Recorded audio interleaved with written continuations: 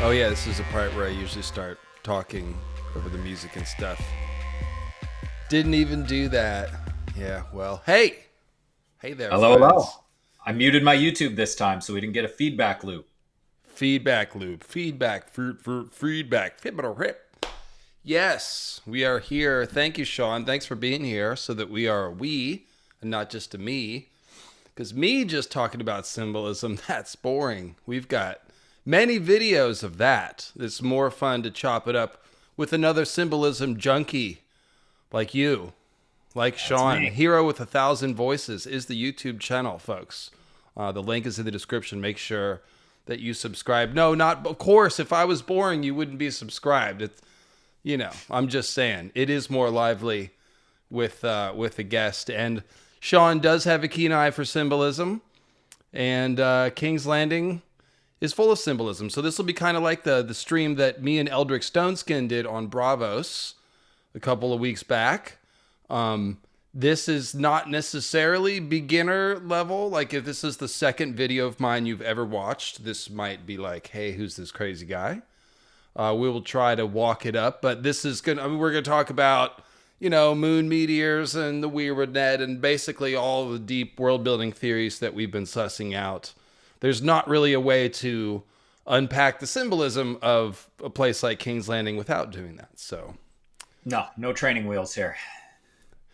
like they'll be on for half a second, but yeah, we do have an intro where we're gonna lay out the basics before we get into the quotes, and this stream will be a lot of selected quotes about King's Landing and the different places, and basically this will be like a tour. We're gonna go the different hills and the different things on the different hills and other places in the city, and it will be kind of a symbolism tour that creates a whole picture.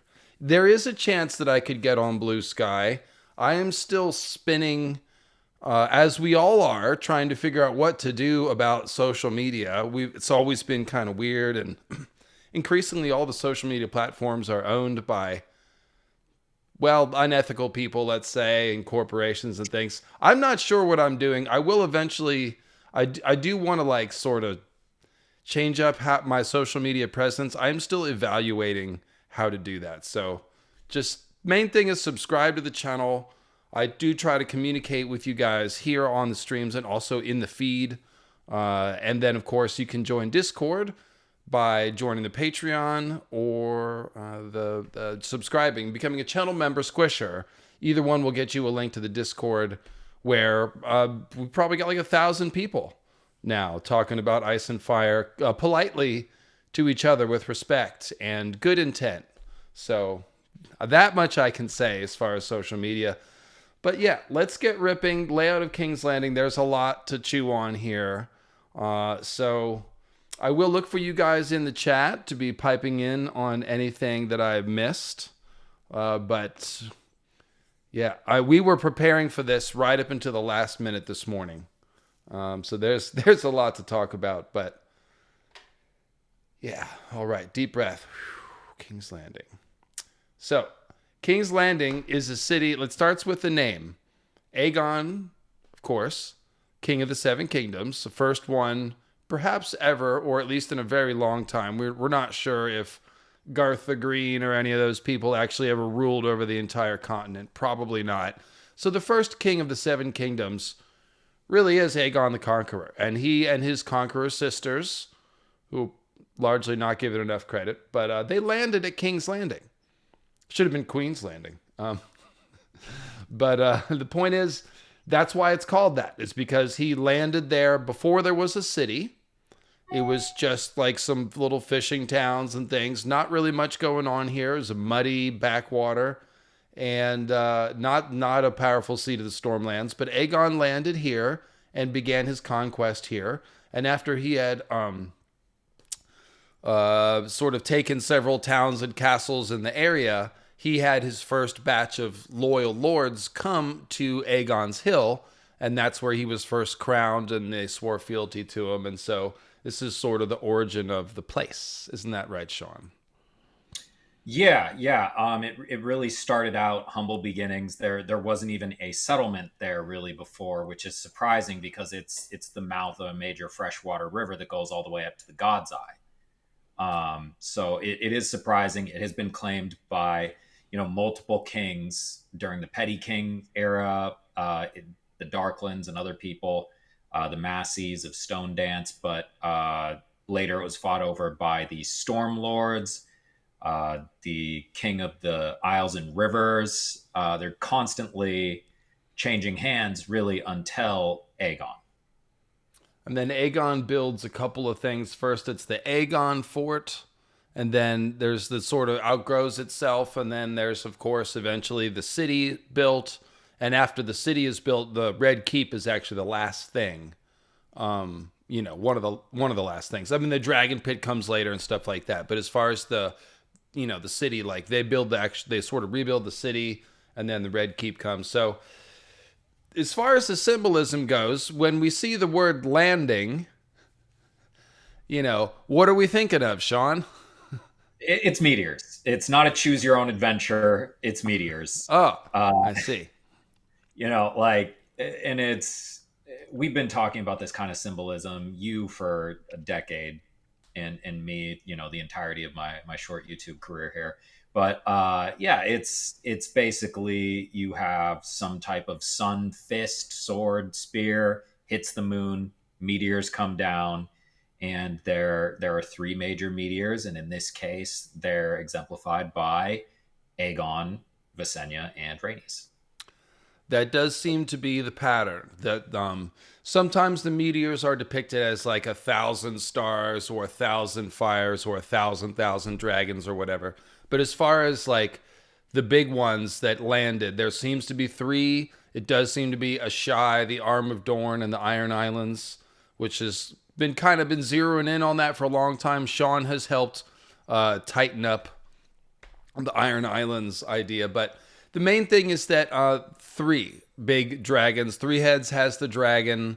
It's, George repeats all his patterns. The symbolism's always going to echo the story. So we've got the three dragons landing at King's Landing, and we've got three large moon meteors landing. Now, when we talk about moon meteors, of course, this is an alchemical wedding in the sky kind of a thing. Like Sean said, the sun is generally male. It's the sun king. The moons are generally female. In this case, we have the myth of the second moon wandering too close to the sun and kissing the sun, but then cracking from the heat, and it was like an egg, and the 1,000 dragons poured forth. The dragons drank the fire of the sun, which is why dragons breathe flame. So what's happening is that the meteors are like the children of sun and moon. They are pieces of moon fertilized by the fire of the sun. They drank the fire of the sun. And so they are like both mother and father. And so this is like Azor Ahai, Nissa Nissa, and then the last hero, essentially. Azor Ahai, Nissa Nissa, obviously the myth of Lightbringer, but the Lightbringer myth is also, and people figured this out before me, a reference to procreation. The man is putting his sword into the woman, and then the woman's putting all of her essence into the new creation, and then Lightbringer is born. When Stannis has Lightbringer on the beach at Dragonstone, they cradle it. It's a bloody mess, and they cradle it in clothes like it's a newborn baby. There's all kinds of stuff like this. And of course, people like Jon or Dany that are the prince that was promised figures, they are the same as Lightbringer. They are like swords. They are like dragons. They are like the Morning Star. So it's all kind of the same thing. So that is basically a long way of saying that the king that is landing symbolically is the moon meteor. The moon meteor is like Azor Ahai reborn. It's like Nissa Nissa reborn. It's like the last hero. It's the child. But that child is a king. It's the heir to the father. It's the second son. All of these concepts refer to Azor Ahai, the moon meteor. That's probably the easiest way to say it. Aegon the Conqueror is an obvious Azor Ahai symbol. He falls upon Westeros with all his dragons and burns it up and takes over, wearing the night black armor and all this stuff. And so, King's Landing, that is the symbol. The symbol is about the landing of the moon meteor. Now, when the moon meteor lands, of course, stuff happens, Sean. There's a big mushroom cloud that appears. It's the same with a volcano or nuclear explosion. They all do the same sort of thing.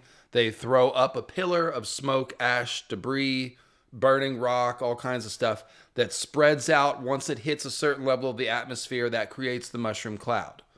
Now, the thing about what George is doing here, and I've been on to this for years and years, it's a little bit wonky when I first say it, but it really is well supported in the text. The mushroom cloud and the burning tree are the same thing. Okay? Yeah. A mushroom cloud looks like a burning tree. And we have the myth of the Grey King, where there's the thunderbolt, i.e. the meteor, creating the burning tree.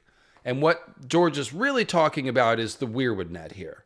And what he's basically spelling out for us is that when the moon meteors fell, there was the weirwood net was set on fire. It was altered, it was changed, the dragons got in there, the others were pushed out of there. All that stuff happens at the same time. So this ground zero location of the moon meteor impact, the King's Landing, from there we will see the burning tree grow. No, yeah, and you definitely reinforce those symbols when you talk about like the weirwood in the weirwood net or the mushroom cloud. We constantly see mushrooms associated with weirwoods, and even in King's Landing, in one of the biggest symbols for this long night opera, we see arriving at the long night portion of the Dance of the Dragons, we see mushroom arrive. Like these symbols are very consistent. Yeah, and when Aegon first gets there and they start building houses on Aegon's Hill, they sprout like mushrooms. Right. There's a lot of symbols of the burning tree if you look around King's Landing. So just backing up real quick to using the notes. We were freestyling. There was a jam. Yeah. But the place where the dragon landed, there's a bunch of things happening here. So Oberyn the Sun King falls here. And he literally has his solar face smashed in by the mushroom cloud of Gregor's fist. Gregor is the moon, and it's basically a sun-moon duel, mimicking the myth. And there's the sun character's got his sun spear, and he hits him in the arm and all this stuff. The main thing is that Gregor, the mountain that rides, meaning like the moon mountain that flies through the air and then falls, rides to the ground. When he gets knocked down to the ground, he's laying flat. So he's now part of the earth. And rising from this impact zone is his smoking fist. And of course, a fist is the same shape as a mushroom cloud or a tree. Essentially, it's you got the trunk and then you got the canopy. And you'll notice the weirwood trees, their canopy always like bloody hands. And we got the Tower of the Hand. Same idea, okay? To further reinforce that, we have Oberyn stab him in the chest with a turned ash spear and then vault over it. So you have like a tree growing out of the ground in that way. And again, if it's growing out of him, we have this whole, parasitic mushroom idea again. And it's how we have, Bran and Bloodraven in the roots of these trees growing into them. That's again the parasitic thing. You have the mushroom growing off of Bloodraven's face. So again, the symbols are very consistent, and he's going to reinforce it multiple ways in every scene where he's showing it. So I forgot about the turned ash spear, of course. And this is literally Oberyn plants it in his chest and then leaves it there like a tree. And of course, Yggdrasil is an ash tree. So this becomes a weirwood symbol that he then leaps over. Yeah, so it's just what I said. The place where the moon meteor falls, we then immediately have the burning tree symbol sprout of the ash tree. But then it's followed up by the smoking fist. In the dawn light, it smokes and it rises up and smashes the face of the Sun King. That is exactly what happens. Like literally, the moon meteor falls down. It's the smoke of the mushroom cloud that blots out the sky and blots out the face of the sun. From the view of the sun is fine out there in space, but from the view of the people on Earth, the sun is blotted out. And so it's the same thing at the Purple Wedding. Joffrey is a Sun King, and what happens? His face gets turned dark purple by the Moon Queen, Sansa. It was her purple serpents, which are obviously moon meteor symbols. They poisoned the face of the sun. So it's repeated echo of the sun death at King's Landing. And that makes sense. And even like Aegon Landing, he's a sun king, but he's riding a black dragon. So he is like the Lion of Night, the Dark Sun. He's like the meteor landing. So he's like the sun transformed into darkness. So that's why he's riding Balerion, the black dragon. With his black Valyrian steel sword. Again, you're going to, every time it's going to be shown multiple ways. They're doing the same thing. So, Sean, a nice one here is when literally we have the landing of one of the most prominent landing of dragons is the fight over the God's Eye between Vhagar and Aemond One Eye, who's a Night King symbol riding an ice dragon, and Daemon on Caraxes, which is all red Azor High, red dragon, red sword stuff. So after they tangle in the air, very comet and moon-like, and then everyone falls into the lake, the pillar of water, the backsplash, if you will, that rises from the lake is as tall as King's Pyre Tower, which is one of the towers of Harrenhal. It's a black tower that was burned by a dragon, and it's called King's Pyre Tower. It's named that because literally it's the one King Harren died in, right? Right. So, but then you have the symbol of like the dragon's land, and then there is the pyre, the King's Pyre. Yeah. And that brings us back to the location of the hatching of the dragons, where Dany hatched them in a King's Pyre, which was built out of a wooden tower that then created the pillar of smoke and ash. Well, and adding on to that, once again, when we see the actual landing of Aegon at King's Landing, where he builds the Aegon fort, it's a Mott and Bailey castle, which is literally you build on a hill surrounded with wooden stakes. So we're building a King's Pyre there. So let's go ahead and just jump to that one since we're mentioning it. Oh, sorry. Could I get one more thing real quick? Yeah, absolutely. So in the book, I can't remember if it was the Princess and the Queen or which one it was, but when they're talking about that scene ending where Daemon and Aemon die they say, while that was happening, three kings sprout up, and they're talking immediately about the moon of the three kings is what they call it. I see. Moon of three kings. So, which we're going to explain, but the Moon of Three Kings is just a tiny little parable that explains the King's Landing symbolism that we're about to do. So we're going to get to the Moon of Three Kings real soon. That's why I moved it up to the top, Sean. That's cool. Yeah. I'd forgotten that those were linked. Yeah.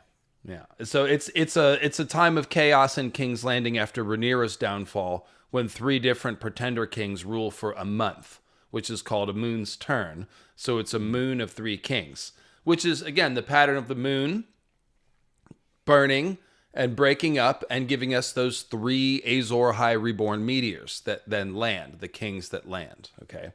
Yeah. So the Aegon fort, 300 years ago, those heights have been covered with forest, and only a handful of fisherfolk had lived on the north shore of the Blackwater Rush, where that deep, swift river flowed into the sea. Then Aegon the Conqueror had sailed from Dragonstone. It was here that his army put ashore, and there on the highest hill that he built his first crude redoubt of wood and earth. And I think this is the one with the mushrooms here. Go ahead and read this one. A modest sept opened on the Blackwater in the hole of an old cog, followed by a stouter one of daub and wattle on the shore. Then a second sept, twice as large and thrice as grand, was built atop Visenya's hill, with coins sent by the High Septon. Shops and homes sprouted like mushrooms after a rain, or a meteor shower, if you will. Wealthy men raised walled manses on the hillside, whilst the poor gathered in squalid hovels of mud and straw in the low places between. No one planned King's Landing. It simply grew, but it grew quickly. At Aegon's first coronation, it was still a village squatting beneath a Mott and Bailey castle. So you compared the Mott and Bailey castle to Dany's little four-sided, remember, she lays the wood out north to south, east to west, ice to fire. It's 3 layers of thicker to thinner branches. So it is a little tower.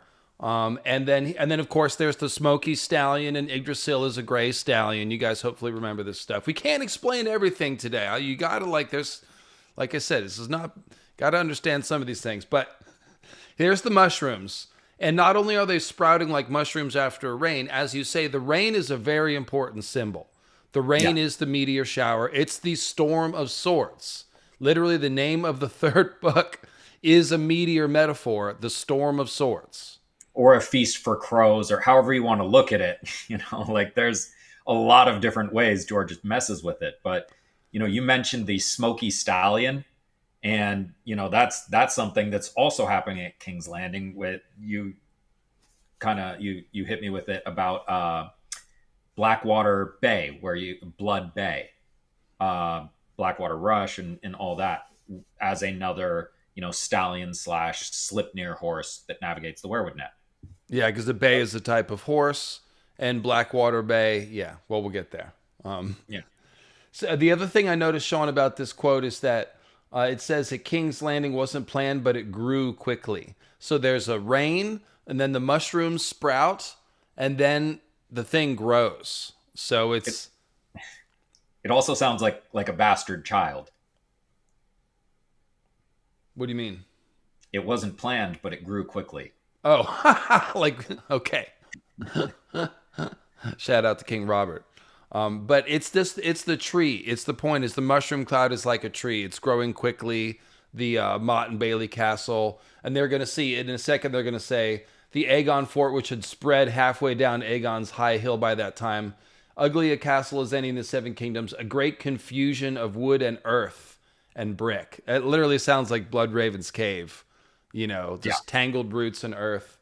That had long outgrown the old log palisades that were its only walls. Or you might think of the Wolf's Den at White Harbor, where the weirwood is so big it's bursting through the walls and windows and stuff like that. So, well, in really any werewood cave where you're seeing the roots grow around and absorb people and whatever, and that is always on a hill. The Children's Hollow Hills. So same thing. And obviously, there's a bunch of hollow hills under King's Landing, which we're going to talk a lot about. We have a lot of those quotes ready. Half the episode.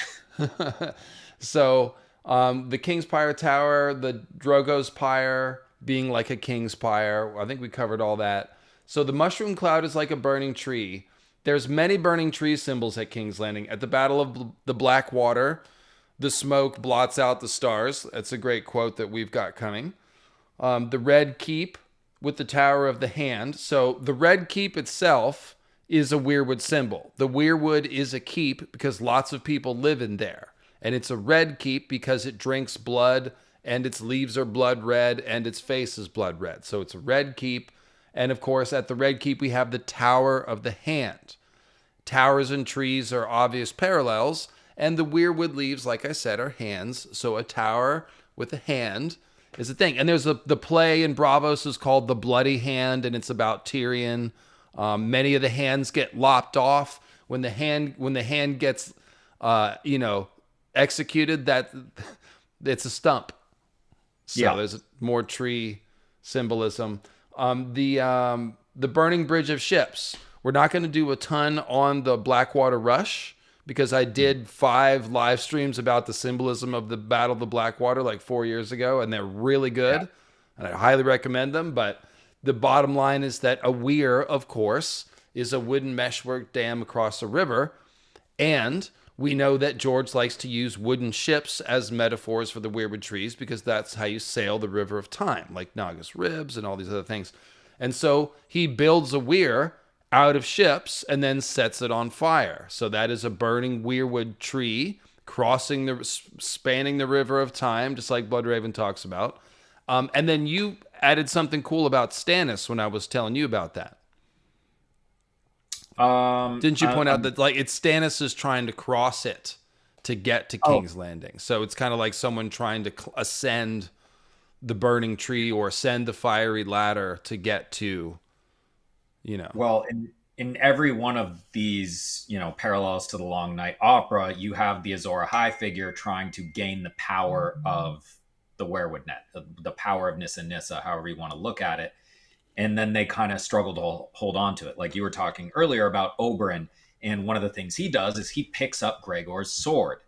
So that's kind of like, trying to take the power of the moon there. But then, of course, he doesn't get to use it. He dies because, of course, in order to gain the power of green seeing in the werewood net, you have to die and go into the trees to use it. So it's like, Azor Ahai doesn't want to die, but he ends up dying in a lot of these scenarios, or having some type of symbolic death experience, and that's definitely Stannis. Yeah, and Stannis himself is a symbol of a burning weirwood tree, being the fiery heart, the stag. Then of course stag antlers on the green man are like the tree branches and heart trees, and the stag is a heart, all that. So then we've got, so that's a burning weir symbol. There's the mountain's fist is a burning tree symbol, plus the turned ash spear. And then and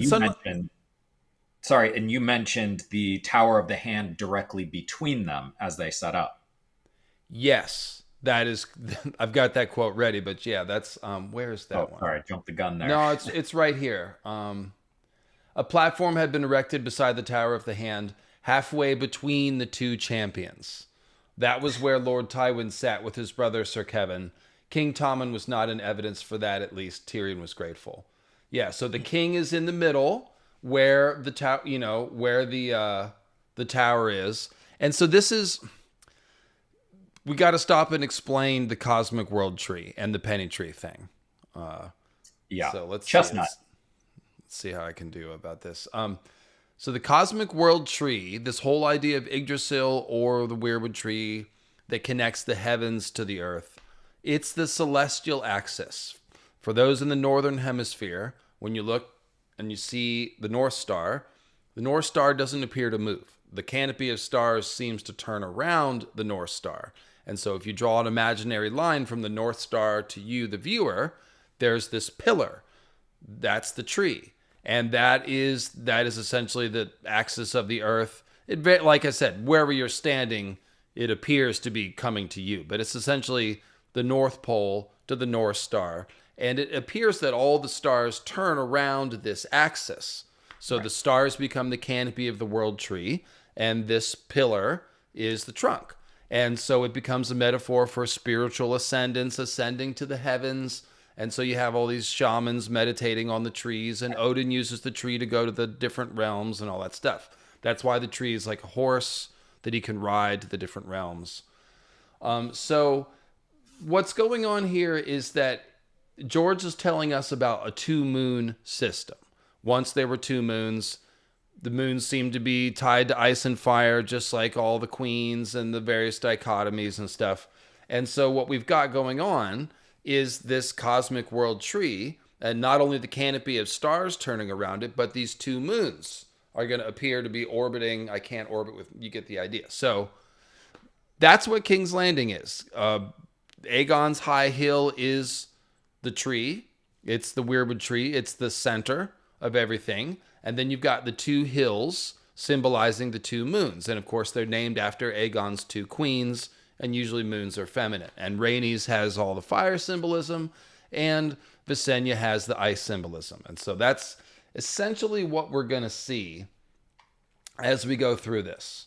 The Red Keep has all the tunnels below it, so that's like the Weirwood Caves. Most of the burning tree symbols are on Aegon's Hill, okay? And then when you go to the other two hills, we're going to find essentially things that symbolize the two moons, okay? So the fire moon, the moon associated with fire, that's the one that blew up in the past and gave us the meteors. And so all the fire moon places are kind of the same. They're blown up. They used to be the home of dragons, and then they're blown up. So on Rhaenys' Hill, we have the Dragon Pit. Sean, what are the other fire moon blown up places? Oh God, there are a million of them. So let's see. We talked about the Dragon Pit's a very obvious one, especially with shape and everything. Are you talking about in King's Landing specifically? Oh no, I'm talking about in the whole wide world, places that used to be homes of dragons that are now destroyed. Okay, so you're gonna have Valyria is very much gonna be one of those with the 14 flames. There's a lot going on there. Ashai in a very different way, and the Shadow are kind of a tandem there. But really, we're going to see examples of it in every one of the free cities that has basically ancestry from Valyria.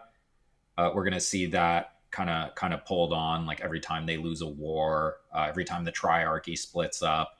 Triarchy again, so we're having three meteors united here, but then of course they split up again because bad stuff happens. But yeah, I mean, we're seeing it literally everywhere. Summerhall, Terra Incognita mentions, former home of Hard. dragons, now blown up. Dragonstone, not blown up yet, but it is a volcano, Sean, so it has the high potential of blowing up. And then you have things like the storm, when Daenerys was born, that supposedly ripped gargoyles from the parapets, which are black black dragon rocks. So those are meteor symbols. Hard home for sure. Hard home. Right, with the caves that may or may not have fireworms in them. It's definitely Yeah. volcanic of some kind. I want to say the Iron Islands. Iron Islands, sure, that's a little more cryptic, but Yeah, we don't want to go into it too much, but we could just say Old Wick. That's where Naga lives and Naga's cradle. So dragons are born there, but it also seems to be exploded, either hit by a meteor or a volcanic explosion or both. So yeah, it's a pattern over and over and over and over. Oh yeah, Winterfell burned down, and that's when we see the Winterfell dragon, quote unquote. The wolf sees it, so it's probably just fire that looks like a serpent, but the Winterfell dragon, and of course that's where Jon is the dragon from Winterfell. and again, Yeah, so that's probably enough. Yeah. But then the pattern with the Ice Moon is that Ice Moon places are intact and they are immaculate and they are shining and white, and but they all imply the potential for explosiveness. So at the Eyrie, it's all Ice Temple symbolism. However, it sits on the Giant's Lance, which could be a volcano. Why are you looking at me like that? Oh no, I was agreeing, but yeah, it's just something bad. And Tyrion talks about coming back there and tearing it down. We see the Visenya land there and conquer it. Tyrion is a giant's lance. My giant of Lannister, my giant lance is. You're totally right. That's never occurred to me. And Gregor the Moon Mountain is paralleled to the Giant's Lance. There's also Hugh of the Vale. Hugh of the Vale gets stabbed by. Yeah. And so yes, there's basically, it's kind of like avalanche symbolism that's pregnant there. And okay, so we got the Sept of Baelor, which probably has a bunch of wildfire below it. It got blown up in the show. I do think it's going to get blown up in the books as well. We've got, let's see, White Sword Tower, which we're going to talk about. Let's see, there is, White Harbor.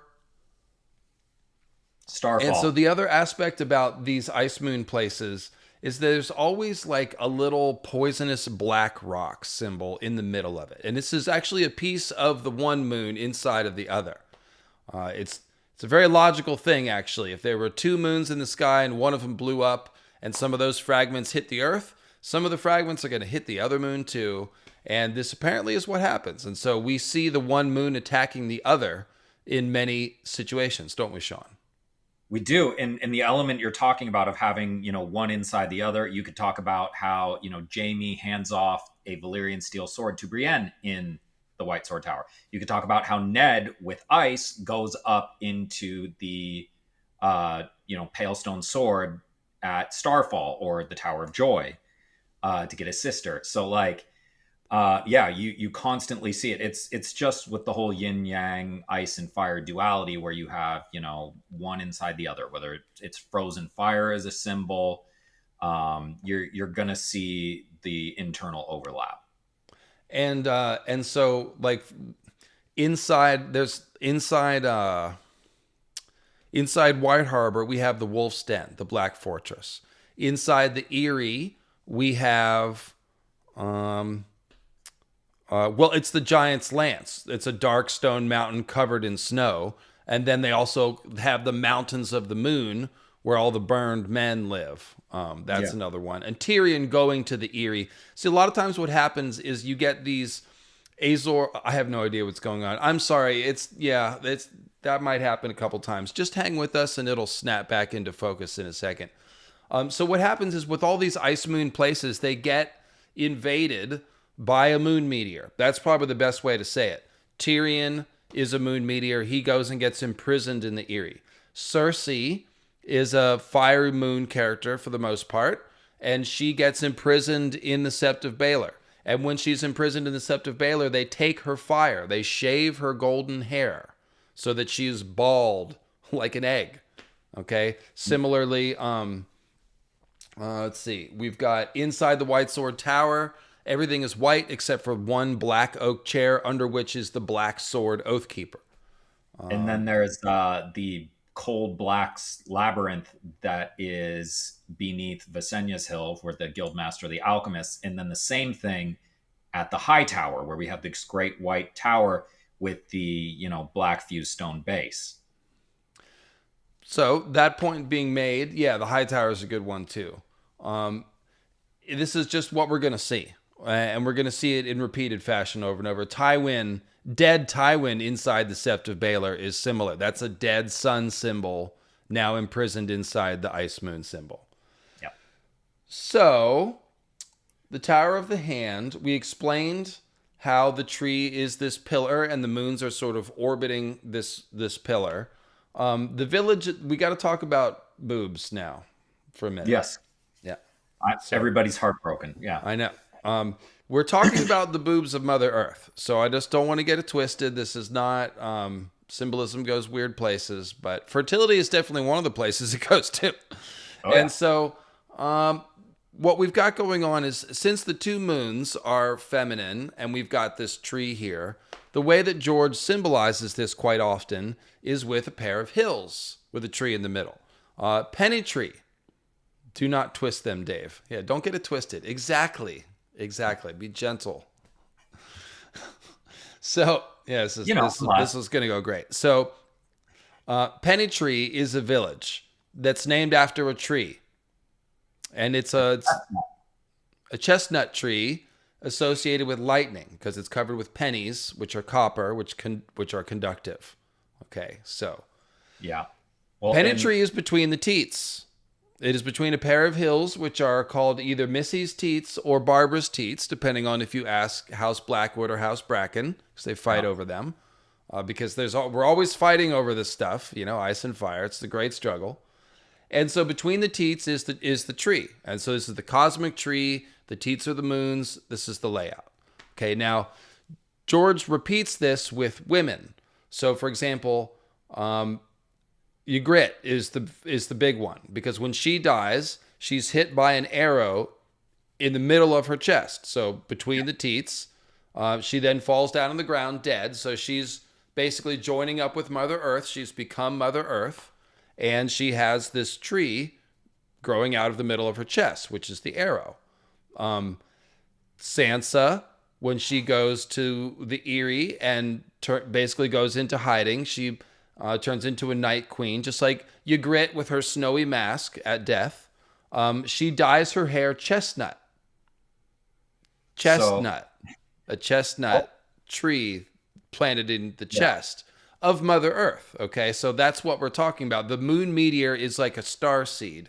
It's planted in Mother Earth, and the burning tree grows from it. So it's the same pattern that we're talking about, but there's a layer of it that involves boobs. And to compound it, we have Sir Arlen of Pennytree and his horse Chestnut.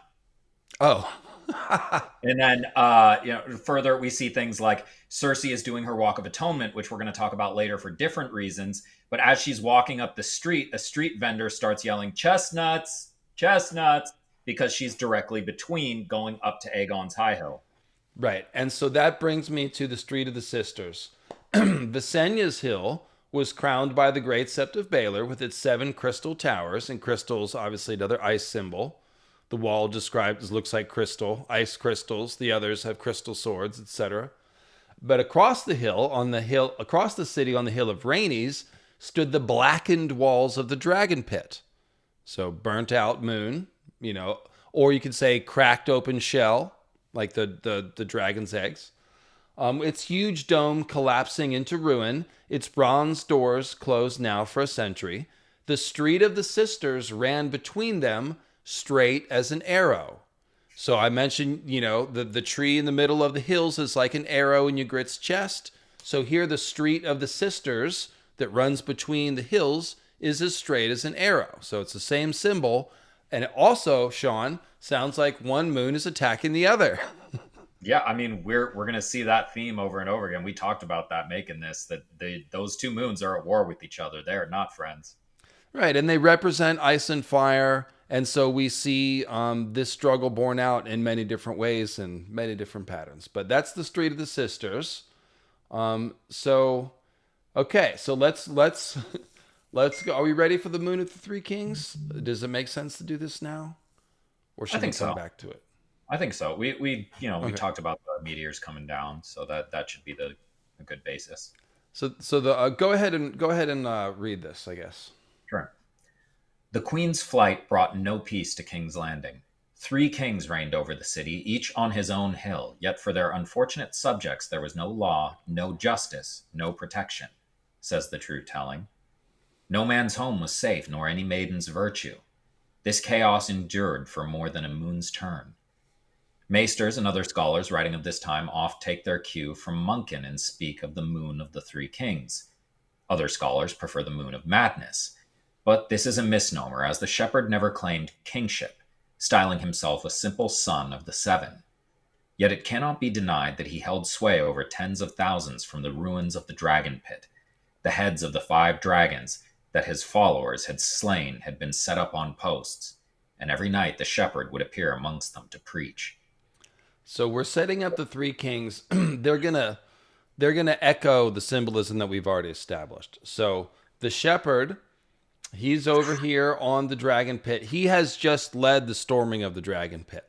So that is one king, and he is preaching here amongst the dragons. Then we have, and we're jumping over to the world of ice and fire here. That was fire and blood. And it says, madness gripped the city after Rhaenyra fled, and it showed itself in many ways. Strangest of all was the rise of 2 pretender kings. So there's the shepherd, who's not officially a king, but he's counted as one.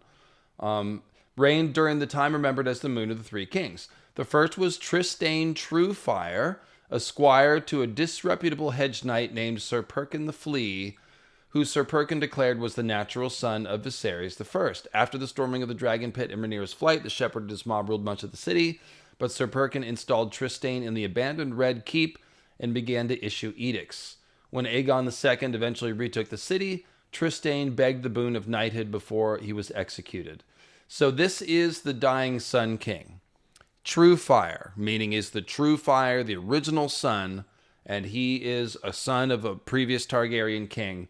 He was granted the boon of knighthood, meaning he was turned into a knight before he was killed.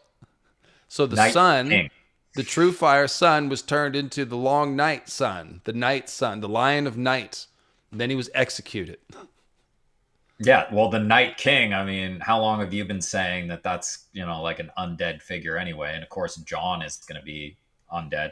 This is all so, I mean, the symbolism for all 3 of these is so good, especially the shepherd coming from the Fire Moon Hill, and he has a flock. And like, we see with the others, it's something you talked about a lot with, them giving sheep to the others when they don't have sons of Craster to give to them. So the others are shepherds, like in a manner of speaking. So, yeah, and so were the Valerians too. The Valerians were shepherds, right? And the sheep are given to the others. The others are like eating the sheep. So I'd almost be like, the sheep are the ones sacrificed to the others. Yeah, well, they make a good sacrifice, a horned animal. They do. And we see, once the Fire Moon is destroyed, we see the emergence of the others. They usually emerge from Visenya's Hill. We're going to talk about the Warrior Sons in a minute. But sometimes they are directly attached to they had that tournament to create the 7 Kingsguard for Jaehaerys in the dragon pit. I cut that out because it was a little tangential and we had so many quotes, but Sure. Yeah. so the other king was curiouser still. The other king. So this is going to be the one on Visenya's Hill with ice symbolism. The other king, a child who became known as Gaemon Palehair, the son of a W-word. This 4-year-old boy was claimed to be the bastard son of Aegon II, which was not improbable given the king's bawdy ways in his youth. Bawdy ways doing a lot of work there, of course, but I digress. From his seat in the House of Kisses atop Visenya's Hill, he gathered followers by the thousands and issued a series of edicts. His mother later was hanged, having confessed that he was the son of a silver-haired oarsman from Lys, but Gaemon was spared and taken into the king's household. In time, he befriended Aegon III, becoming his constant companion and food taster for some years before dying of poison that might have been intended for the king himself. So, the Ice Moon lives a lot longer, just as Visenya far outlives Rhaenys, who dies in Dorne. Rhaenys shot down in a hot, hellish desert at the Hellholt, shot down out of the sky like a moon shot with a comet. Okay, I neglected to mention that. That's the most obvious thing that tells us Rhaenys symbolizes the fire moon that bit the dust. Okay. Well, in Hellholt, Holt is a wood. So it's like the wood of the fiery wood of the afterlife, but it's it's where she lands. There's a Hellholt. That's a burning tree where the fire moon lands. Yeah. Right. I mean, she both enters it and creates it, but it's like, what I like here is they're talking about, Gaemon Palehair is the victim of a poisoning here. And we want to rewind just a little bit. The mountain is another ice moon symbol who got poisoned by this. And that's a recurring theme that we keep seeing. Tears of Lys. We have Lysa's tears of Lys. These ice moon symbols that get poisoned. And he's the son of an oarsman from Lys. Yeah, and John Arryn, the head of the Eyrie. Well, just stop right there. Hold on. The tears of Lys. The tears are an important ice symbol because the wall, when it melts, it weeps. And over in the Eyrie, we have Alyssa's tears, which is a frozen waterfall. So, it's just basic stuff. Like things that are blue or purple or clear are generally going to be on the icy side of things. So lightning is the other's version of fire. They're very lightning associated because lightning is like blue and purple, right? And then anything that's black and red is going to be on the fire side. Like sometimes it really is that basic. Well, so yeah. Alyssa's tears, and then Lysa Tully is weeping, talking about the tears of Lys as she's crying and being thrown out of the moon door, at the Ice Moon Temple, the moon door. Like, there's too much to even... Well, you guys know I come correct. I can't... Maester Crescent tries to poison a fire moon maiden, Melisandre, with the tears of Lys, and it doesn't work. It backfires, yeah. Because she's fire moon. You poison the ice moon with that. It doesn't work, right? So here we see, Gaemon lives long, but then is poisoned. So totally consistent with the pattern. Gaemon Palehair, and he's called again. This is the other king. Fire moon always dies first. Ice moon comes back later. Just like in the Dany chapter where they talk about. Second moon got too close to the sun, kissed, broke open, blah, blah, blah. Sounds like a hatching. But like someday the sun will kiss the other moon, someday later after it's lived long, the ice moon is going to crack open. And another thing we often see with the ice moon women is this equality tone. Okay, so here on Visenya's Hill, we've got all these edicts that are progressive and, like women and men have equal rights to inherit and all this stuff. Ice Moon queens are people like Lyanna, who obviously said no to one husband and ran off with somebody else. Okay, so she's someone that chose her own destiny. You've got people like Val, who's very independent. It's not always there. There's also poor Jane Poole. So, not always. But she's a fake. She's a fake. But yeah. Well, no, Arya and Sansa are both very turning. Well, Arya obviously, and then Sansa's turning. So Cersei turns into an Ice Queen. She does the whole journey. Right. So Cersei's definitely an ass queen. Egret's another good one. Yeah. And then there's this other line: at the other end of the Street of Sisters, Gaiman Palehair's queer kingdom blossomed atop Visenya's hill. So there's the And flower. The flowers are everywhere, but of course, Lyanna with the winter roses. So here we see, the Palehair kingdom well, and blossoming, and at the other end of the Street of Sisters. there's another theme here. So we have a Oh, loss of Gilly is a flower too. Sorry, go ahead. we have a loss of fertility theme with these, ice queens, where, it was easy for Aemon to get Rhaenyra pregnant, unless, you have your theory about whether that child was legitimate. But the idea is there's a loss of fertility on these ice queens, and it's either harder, it doesn't happen, or it's some kind of like abomination child, which you see a lot with things Right, like that's the because the other child, to shout out Michael talks about stuff. The others are like kind of like the shadow babies. They're never born. They're unnatural births. They should have well, been. they're the Fae. So, the Fae, they steal a child and leave a changeling. So Right. there's a lot of that going on. We see the baby swaps. But specifically here, George is using queer and gay man Hmm. here to pronounce kind of a loss of fertility figure. Because, obviously, no shade, but two men are not going to produce a lot of babies. But yeah, I mean, he, Although they just in make case, great adoptive parents, statistically speaking. Go ahead. that's good. But yeah, I mean, just in case you were thinking that Gaiman, pale hair, was an accident, his queer kingdom. So these are things like, and he uses that kind of idea a lot. Like Hmm. he puts, in these loss of fertility situations, he will place characters who are, asexual, or in Varys's case, Varys is an ice moon figure. He's a eunuch. So the loss of fertility theme is very constant in those ice moon figures. Yeah, you're right, and that's actually just classic Winter King mythology. Like the Summer King Robert represents fertility. The Winter Kings like Ned are gaunt and hungry and lean and stuff like that. So there you go. And so, okay, the Red Keep. We talked about the mushrooms sprouting on the Aegon fort. However, let's get into the Red Keep itself. So, above it all, frowning down from Aegon's high hill, frowning. So it's got a weirwood face. It's got a A frowny red face. smile. Yeah. Was the Red Keep. Seven huge drum towers crowned with iron ramparts, an immense grim barbican, vaulted halls and covered bridges, barracks and dungeons and granaries, massive curtain walls studded with archers' nests, all fashioned of pale red stone. So there's a Yes. couple of tree clues in there. The nests that are up there. The drum towers make me think of the boom doom drums that always seem to come frequently associated with weirwoods or weirwood visions.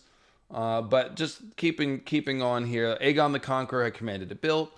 Maegor the Cruel had seen it completed. Afterward, he had taken the heads of every stonemason, woodworker, and builder who had labored on it. Only the blood of the dragon would ever know the secrets. So this reminds me of the way that blood sacrifice seems to be needed to keep weirwood trees going, or maybe even to create them or give them faces. Obviously, there's some important reason why there's this tradition of blood sacrifice to the weirwoods. We know Bran can taste the blood that's going into the Winterfell pond. So here we see the creation of the Red Keep, which is a big weirwood tree. Of course, it takes the blood of everyone who built it. So, Well, and I want to draw attention to something here. We this is not the last time we see people's heads taken at the Red Keep.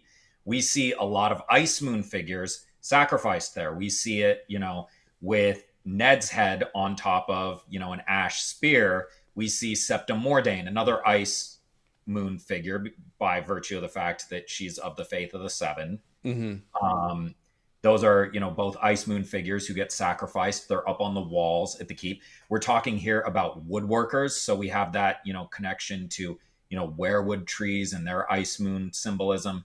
We have stonemasons. So like whether that's, dragons waking from stone, or just the fact that we consider stone, a kind of a symbol for death, with gravestones, with what do you call the not crypt is one word for it, but yeah, they're always made out of stone.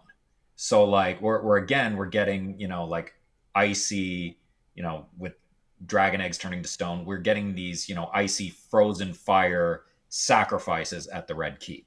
Well, and Maegor the Cruel he is the monster child of a Night's Queen figure.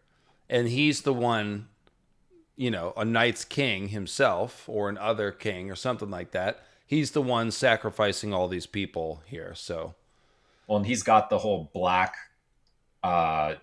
dragon, black sword, all very, black blooded type stuff, especially since, you need to sacrifice blood for both of those things to happen. The idea is like black blood is blood that has basically hardened into a solid, like freezing. So no, Alex, the Fist of the First Men is way too big to be to literally be a petrified weirwood tree. That's symbolism. It is again a fist tower, so it's the same symbol. And there's many scenes that are interesting, but we're doing King's Landing, so I don't want to get lost on that. But no, it's way too big to be a tree. They do turn it into a Mott and Bailey style castle by putting wooden stakes all around the outside. They of do. It. Just like the Aegon fort. And there's a ring of torches. But we're not talking about the Fist of the First Men. We're talking about the Red Keep. And so we've got we've got that first quote there with the Ness and the red stone. Yet now the banners that flew from its battlements were golden, not black. Where the three-headed dragon had once breathed fire, now pranced the crowned stag of House Baratheon. So just even more tree-like. It's got the horned god, prancing atop the tree here. So that's kind of cool. And not the first time that you changed the banners to gold. We have a similar idea when we changed the City Watch to the gold cloaks. We have another similar idea at the Dance of the Dragons when Aegon II takes the city and unfurls his gold banner. True. That's true. So this could be something about... Because the thing is, it's like a cycle. Like the Targaryens take over from the Green Hand Kings. Like the gold coins were Green Hands, and then they turned to dragons. But eventually, we've got to turn it back. So maybe that's what we're talking about. Well, oh, go ahead. No, I was just saying it creates the symbol of the horned god, and as a banner on top of the keep, it's basically putting the horns up there in the branches. Yeah. So. Well, and same thing with Aegon II, again, because not only, is his sigil gold, his dragon's gold, but that side in the conflict is called the Greens. So it's very much the Summer King gold and green colors. Right. And that red and black, that's always Winter Kings. Even though the Targaryens are fiery, they are underworld denizens. That's kind of the way to think about them. So they're frozen fire. So the Red Keep, the thing about the Red Keep is that it's heavily tied to rain and bloody rain. Okay? We just talked about how the mushrooms are sprouting on Aegon's Hill, or the buildings are sprouting like mushrooms after a rain. So we've already explained that the Storm of Swords is the rain that we're talking about, but this becomes super obvious in this one quote with Jory's death in the streets of King's Landing. And just to set that up, here is a couple of quotes to associate the Red Keep with blood. So it says, through the high, narrow windows of the Red Keep's cavernous throne room, the light of sunset spilled across the floor, laying dark red stripes upon the walls where the heads of dragons had once hung. Now the stone was covered with hunting tapestries, vivid with greens and browns and blues, and yet it still seemed to Ned Stark that the only color in the hall was the red of blood. So at sunset, which is a symbol of the dying sun, we've got the blood spilling all over the keep here, and that's... Well, there's a huge, important long night symbol here, is that when you have that mushroom cloud, when you have the long night, when you are partially blocking the atmosphere and preventing a full day from happening, only a certain part of the visible light spectrum gets through, and what it does is turn the moon red. You get a blood moon. Yeah, and if there's, depending on how much smoke is, like the sun will turn red before it turns purple and then gets blacked out as well. Like if when we had some forest fires in Northern California a couple years ago, we had a red sun for a couple weeks. Well, and look at Joffrey's face getting flushed as he drinks too much, and then eventually darkening and turning purple. Right. So yeah, we're seeing that. So it's just sunset. It's very personified sunset ideas, but it's the red of blood. Cersei, same thing. A cold rain was falling, turning the walls and ramparts of the Red Keep dark as blood. So whenever the Red Keep gets wet, the stone looks darker. That's really when it looks bloody. Now, the idea again is the meteors fall, and then the burning tree is created. The weirwood, that's when the weirwoods would be turned from green to red. So that's when the weirwoods are bled, corrupted, poisoned, set on fire, any of those things here. So let's check out Jory. And of course, the other thing is that Red Rain is the name of a Valyrian steel sword. Yes. And neglected to mention that. No, that's big. And yeah. I did a big examination of that because there's a big connection to the sick room scene where Bran is unconscious and the cat's paw attacks. When Summer, rips his throat open, there's a red rain coming down on Catelyn. That's right, yes. It's also the name of a fantastic Peter Gabriel song. Oh. Cool. Sledgehammer, give me steam. Those are the only ones I know. All right, so the red rain, yes. I'm telling you it's a rain of moon meteors, which are like dragons and swords. There's a black dragon sword called, maybe it's dyed red, we don't know, but it's a Valyrian steel sword called Red Rain.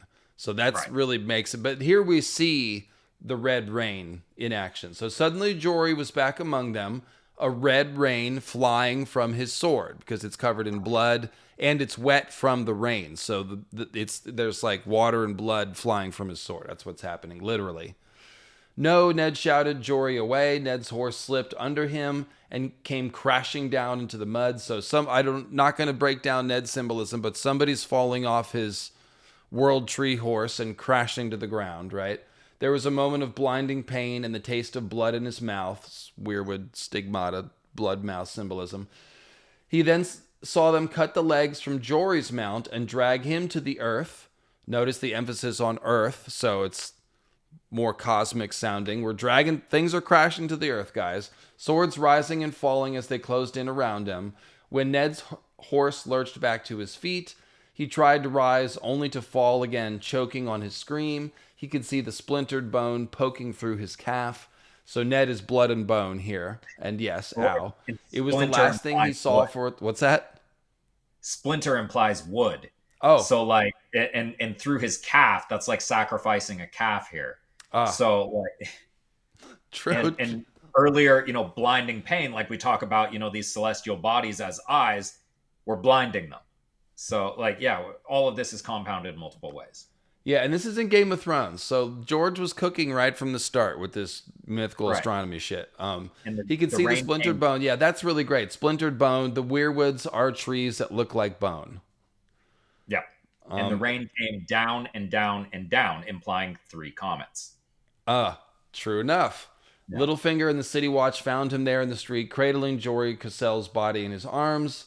Somewhere the Gold Cloaks found a litter, but the trip back to the castle was a blur of agony and Ned lost consciousness. He remembered seeing the Red Keep looming ahead of him in the first gray light of dawn. The rain had darkened the pale pink stone of the massive walls to the color of blood. So again, the rain, the blood, and the bloodstone, I guess you want to say, and then the Red Keep. So Grand Maester Pycelle was looming over him, holding a cup, whispering, "Drink, my lord, milk of the poppy." He remembered swallowing. Pycelle was telling someone to heat the wine to boiling and fetch him clean silk, and that was the last he knew. He then wakes up at the Tower of Joy dream. So it's kind of like he ate weirwood paste, and then went into a vision of the past. And the Tower of Joy scene is where Jon was born. And so look back up here real quick. Somewhere the Gold Cloaks found a litter. So we're talking about, the Gold Cloaks mirror the Black Cloaks of the Night's Watch a lot. And a litter, like a litter of puppies. Found a litter of, like dire wolves. But the trip back to the castle, and of course they immediately went back to Winterfell after they found the litter. So this is all mirroring the same stuff. Gray light of dawn. Mm. Yeah. Oh, yeah. Okay. That's cool. That is cool. There you go. See, I told you it'd be more fun with somebody else to chop it up. There you go. You caught a lot of stuff in that one that I hadn't. That's crazy. Okay, so there's the Red Rain. It comes from these bloody swords. Yeah, rest in peace, Jory. And it comes amidst the storm of swords, the bloody rain, etc., etc. Also, there's at the beginning of that chapter, the rain is hitting Ned, and it's like the rain washed over him like old gilts or something like that. And of course, the red-handed leaves of the weirwood, like part of the implication is guilt. They're red-handed, like caught red-handed. Now the guilt, that's Azor Ahai that got caught red-handed. That's a huge double meaning too, because guilt also means like gilded, golded. That's true. He uses that a lot. But yeah, and then of course, like he's talking to Grand Maester Pycelle, another Ice Moon figure here, and he gives him milk of the poppy, which is like, aside from, he's sacrificed his calf, now he's getting milk here. But there's one of the 5 rivers of the underworld in Greek mythology is a white river, and if you drink from it, you forget everything. And it's a huge theme in literature of basically like, drinking from an underworld river and all that. I can't remember the name. I hope the chat has the name. Leave or levy. Yes, Lethe. Yeah, it's where the word for milk comes from in several languages, like leche, if you ever. So, yeah, another small thing I kind of noticed here is like Littlefinger, who's associated with Ned in a way to kind of emphasize how Ned has honor and he doesn't. And there's something that happens, and this may be a little bit tenuous, but like with the Yakuza, when you lose honor, they cut off the tip of your pinky because that's what gives you it's the most important part of your grip on a katana. Interesting. And then of course, Littlefinger, who else do we know who has little fingers? Similar symbol. It's Davos because he had all his fingers shortened. Oh, right. No. Okay, take it easy on me here, Sean. I've got a lot of energy drink. I've got a lot in my brain. That was hard. Okay, just go slow if you're going to take me on a journey.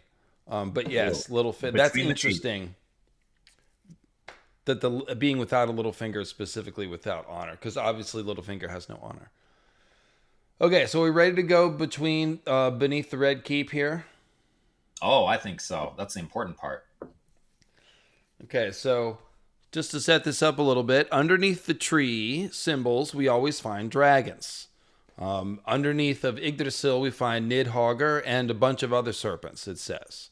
Under the Weirwood tree, we find Bloodraven, who is like a serpent and a dragon. And we also see the white roots are like serpents and graveworms.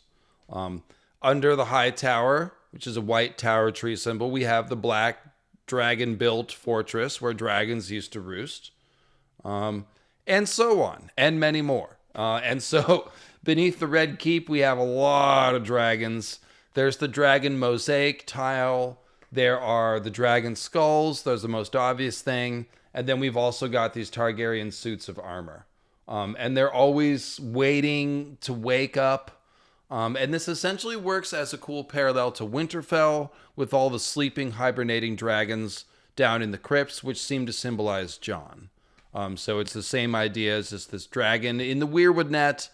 And just to go back to the Bloodstone thing, the Bloodstone Emperor is the same person as Azor Ahai. And so we have all the times where the Red Keep stone is turned to the color of blood. That's just further associating this thing with the Bloodstone Emperor and Azor Ahai, which is what Aegon symbolizes, especially with the landing. So, oh, you want to talk about landings? We agree very much that there was a meteor landing in what is now the Broken Arm of Dorne, and that is marked by Bloodstone, where all of the princes of the Narrow Sea or kings of the Narrow Sea ruled from. So we have and Daemon Targaryen in particular was the king of Bloodstone Island. So yes, that's the great parallel, Here, where the meteor lands, where the dragon meteor lands, King's Landing, we have Bloodstone, and the same thing Yeah. on the Arm of Dorne, Bloodstone The, Island, right? the other island next to Bloodstone is called Grey Gallows. And what's that refer to, Sean? Well, it's referring to Sleipnir. So the gallows horse. So Yggdrasil is called both Odin's Mount and Odin's Gallows, and then because he uses it, like a mount to travel. But then his actual horse Sleipnir is also called Odin's Mount. So when you have like the Grey Gallows, it's kind of equating those two things. And of course, Sleipnir was a gray stallion with 8 legs. Right. So there's one idea. There's two ideas here. One is that the gallows that people are hung from, the gallows tree, is called the horse of the hanged because the dead men ride the gallows tree. But then Yggdrasil is a tree that Odin rides to the different realms by being hung on it. So it's this layered metaphor. But again, the gray horse is an important symbol. We see it in the pyre at Drogo's funeral. Okay, so where we have the burning tree, we also have the gray horse. So here at Bloodstone Island, literally where one of the meteors actually, not symbolically, but literally physically landed, we have Bloodstone Island and Grey Gallows. So that's a symbol of the tree and a symbol of the meteor in the same place.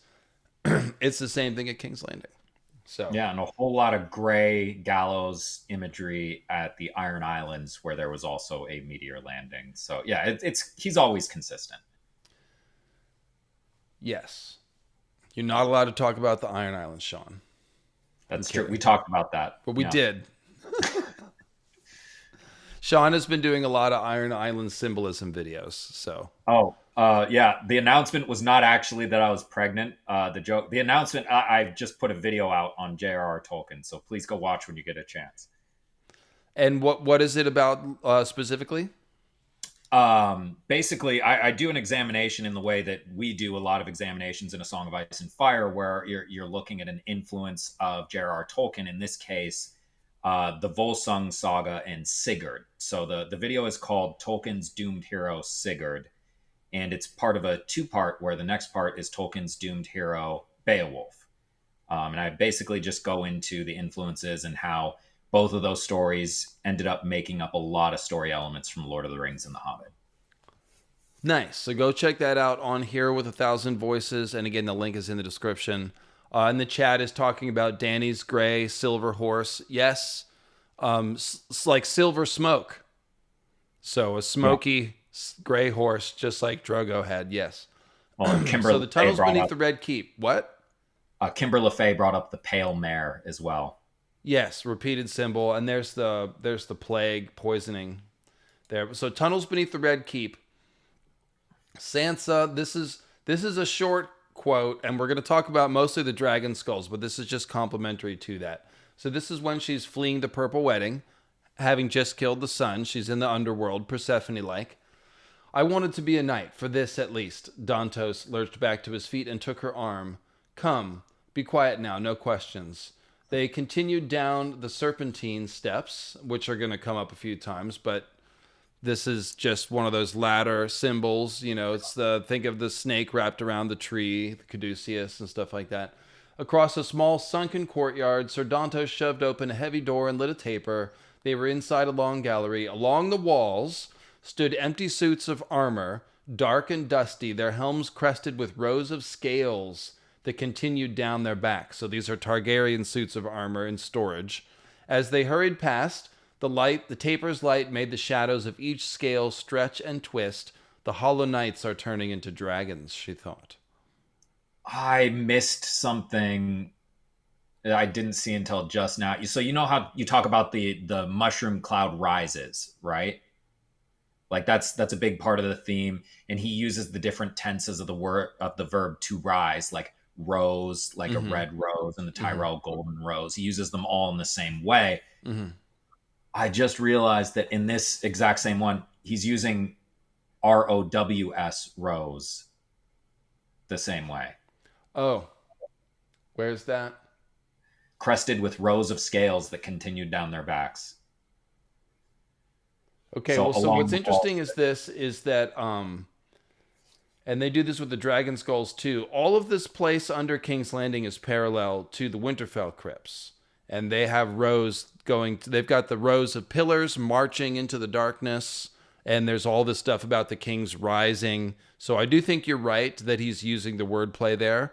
Because every time we're in the underworld, everything that we see is like threatening to wake up. The kings of winter's eyes are following you. They're ready to stir. Here we see the Hollow Knights are turning into dragons. They're twisting and coming alive when the light touches them.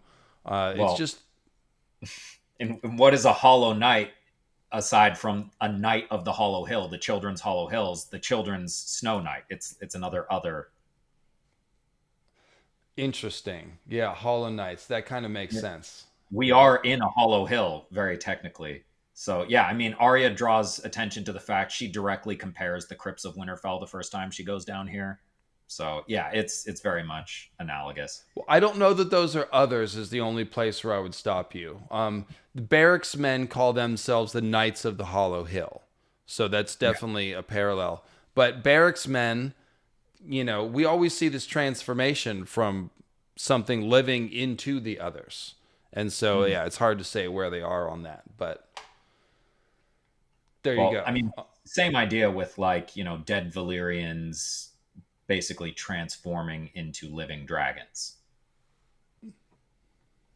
What do you mean? So like Oh, the like the idea spirits going into dragons. going into the eggs, yeah, and then you hatch them and they actually have a soul in them or whatever however that works exactly.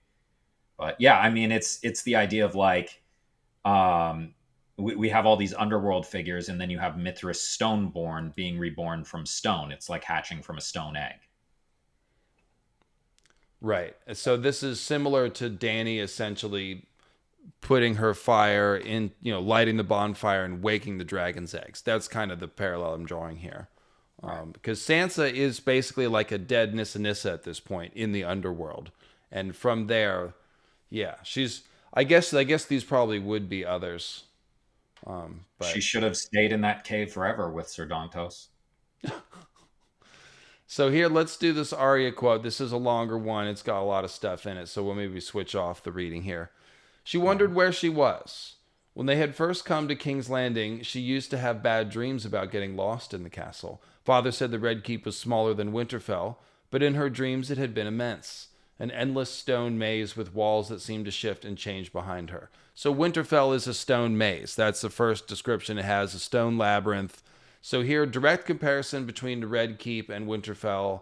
Labyrinth connection, getting lost in the castle. She would find herself wandering down gloomy halls past faded tapestries, descending endless circular stairs, darting through courtyards or over bridges, her shouts echoing unanswered. In some of the rooms, the red stone walls would seem to drip blood, and nowhere could she find a window. Sometimes she would hear her father's voice, but always a long way off. And no matter how hard she ran after it, it would grow fainter and fainter until it faded to nothing and Arya was alone in the dark. So you can hear it's again like the Winterfell crypts. Ned's down there somewhere. Well, and we see that cold stone labyrinth thing played out again with the guild hall of the alchemists. That's what it's called, a cold black stone labyrinth. Oh, And you're then right. again, also with the under the high tower, there's the cold black stone labyrinth. True enough.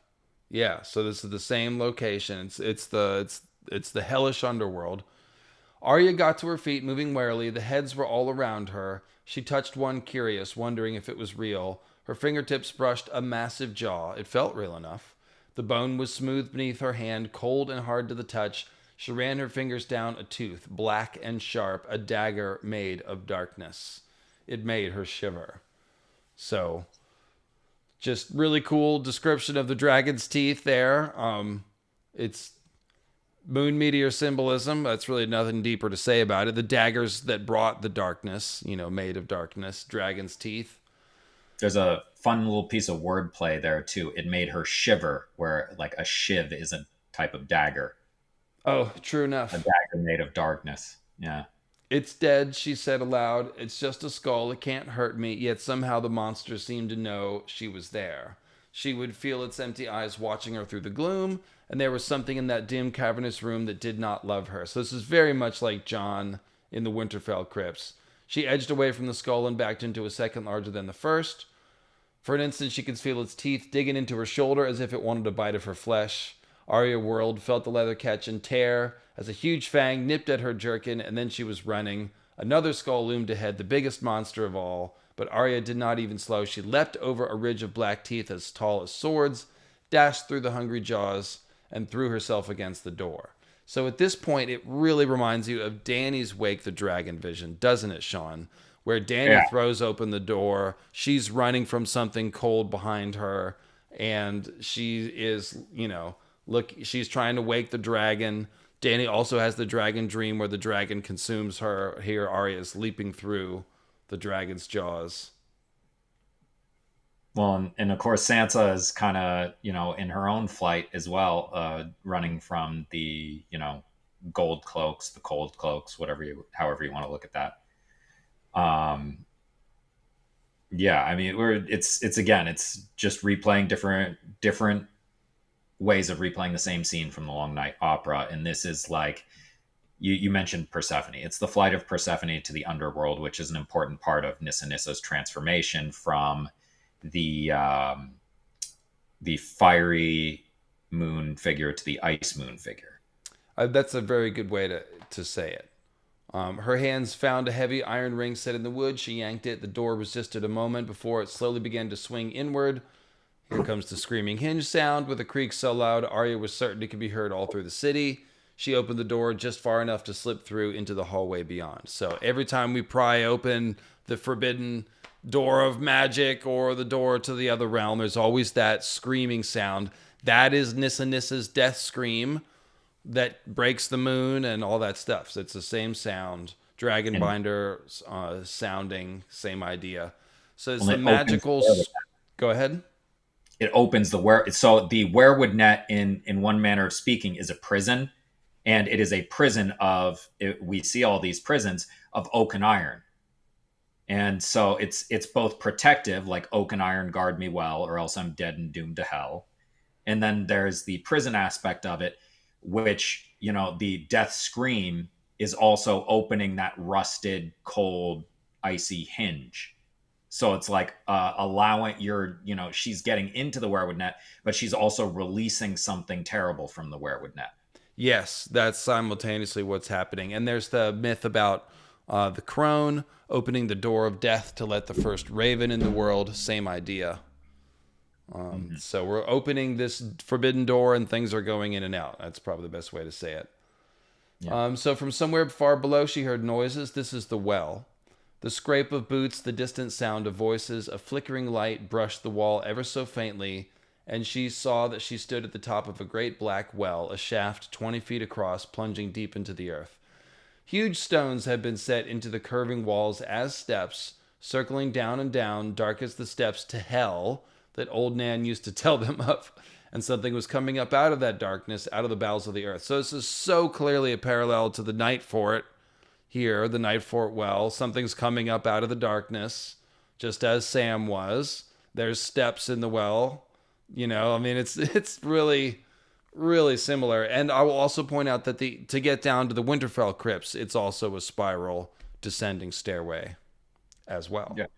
There's also a shaft 20 blah blah blah plunging deep into the earth. That's like the shaft of a sword stabbing. This is a chestnut thing once again. The shaft of a sword plunging deep. You went with sword, Sean?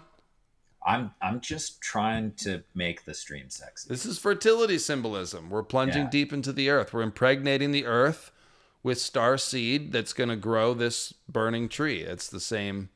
Well, that's and the then idea. Right after we have this procreative image, we have and something was coming up out of the darkness, out of the bowels of the earth, which is, it gives me vibes of Melisandre's shadow baby birthing scene. That's not where pregnancies are supposed to come from. The bowels? Wait a minute.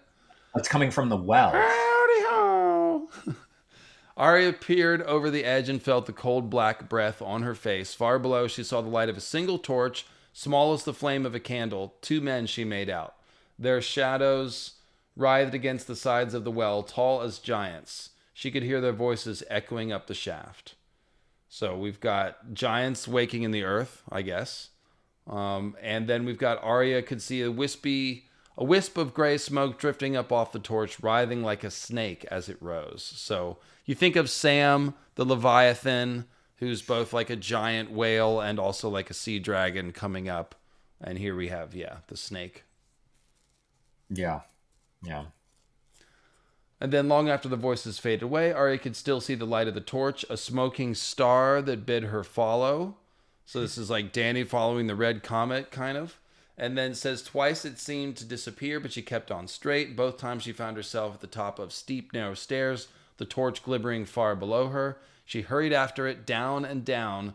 Once she stumbled over a rock and fell against the wall, and her hand found raw earth supported by timbers, whereas before the tunnel had been dressed stone. She must have crept after them for miles. Finally, they were gone, but there was no place to go but forward. She found the wall again and followed, blind and lost, pretending that Nymeria was padding along beside her in the darkness. At the end, she was knee-deep in foul-smelling water, wishing she could dance upon it as Syrio might have, wondering if she'd ever see the light again. It was full dark when she emerged into the night air, and she found herself standing at the mouth of a sewer. So, here's what I made out of all this. This reminds me of Bran and Mira leaving Bloodraven's cave. They've got to go down and down and down. Then they have to find the river, and they're going to take this river under the wall. And so here she's finding the wall again, and she's following this smoky star down into the earth. So what do you think? That was the I remember were you selling Quinn on that, where it was like the boat in the river, like an underworld boat? I think we were jamming that together. That was partly his idea. Okay. Yeah. I wanted to make sure I brought up Quinn. I knew he had something to do with it, but yes, absolutely. But yeah, I can definitely see how this scene mirrors that. There's also like the like I always, this is from your Moons of Ice and Fire from back in the day, where you have like the ice moon patterned after Europa and the fire moon patterned after Io. So like you have certain people in like Euron, Urathon, Uragon who are doing ice moon stuff. And then if they have Io in their name, they're doing fire moon stuff because Io, fire moon. So I didn't even think about the Syrio.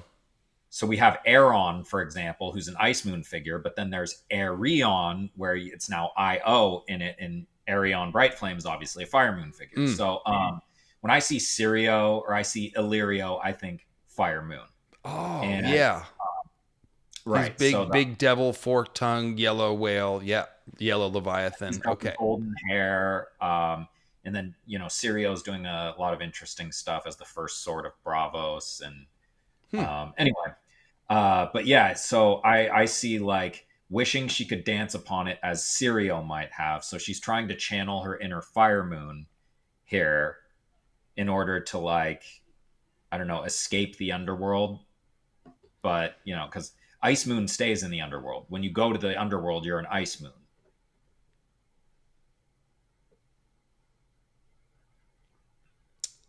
I don't know if that's the way I would say it, but you get frozen. Like when Cersei gets imprisoned in the Sept of Baelor, her golden hair is cut off. So she's like frozen, essentially. Yeah. Okay. Yeah. I mean, yeah, I guess I didn't say it the best way I could have. It's maybe order of operations, but yeah, I mean, that's the idea. It's like the icy underworld. Yeah. I mean, half the hells are frozen, right? Yeah, so what do you think with the well paralleling the night fort, and then she's going down and down, she's following the star like Bran is following Bloodraven, the three-eyed crow, essentially in dreams, and they're following it down into the earth, and then she finds this river. Like, yeah, this really seems like it's hinting at taking the river out of Bloodraven's cave to me, and it emerges miles away at the mouth of the sewer, so at the mouth of the Black Gate, perhaps. Yeah, well, and you talked a very small amount about, the kind of, back door of the werewood net imagery of the others as kind of a, I don't want to go into that too much, but that's present here. I never do either. It exists, and I just never want to talk about it. Sorry, Ravenous Reader. But yeah, I mean, whatever the case, like she appears hours later, right? Because she took this river out, and it's the river of time. So of course you're going to mention, basically time passing in a significant way here as she takes this river out of the Red Keep. But I mean, if you're just going straight down a river, of course there is no danger of losing your way. And then it says she found the wall again. That line really jumped out to me too. Ooh. Yeah, hopefully Bran finds the wall again. Exactly. So here we have... Sorry, Hodor. Well, we'll mention Hodor. So this is a little further along here.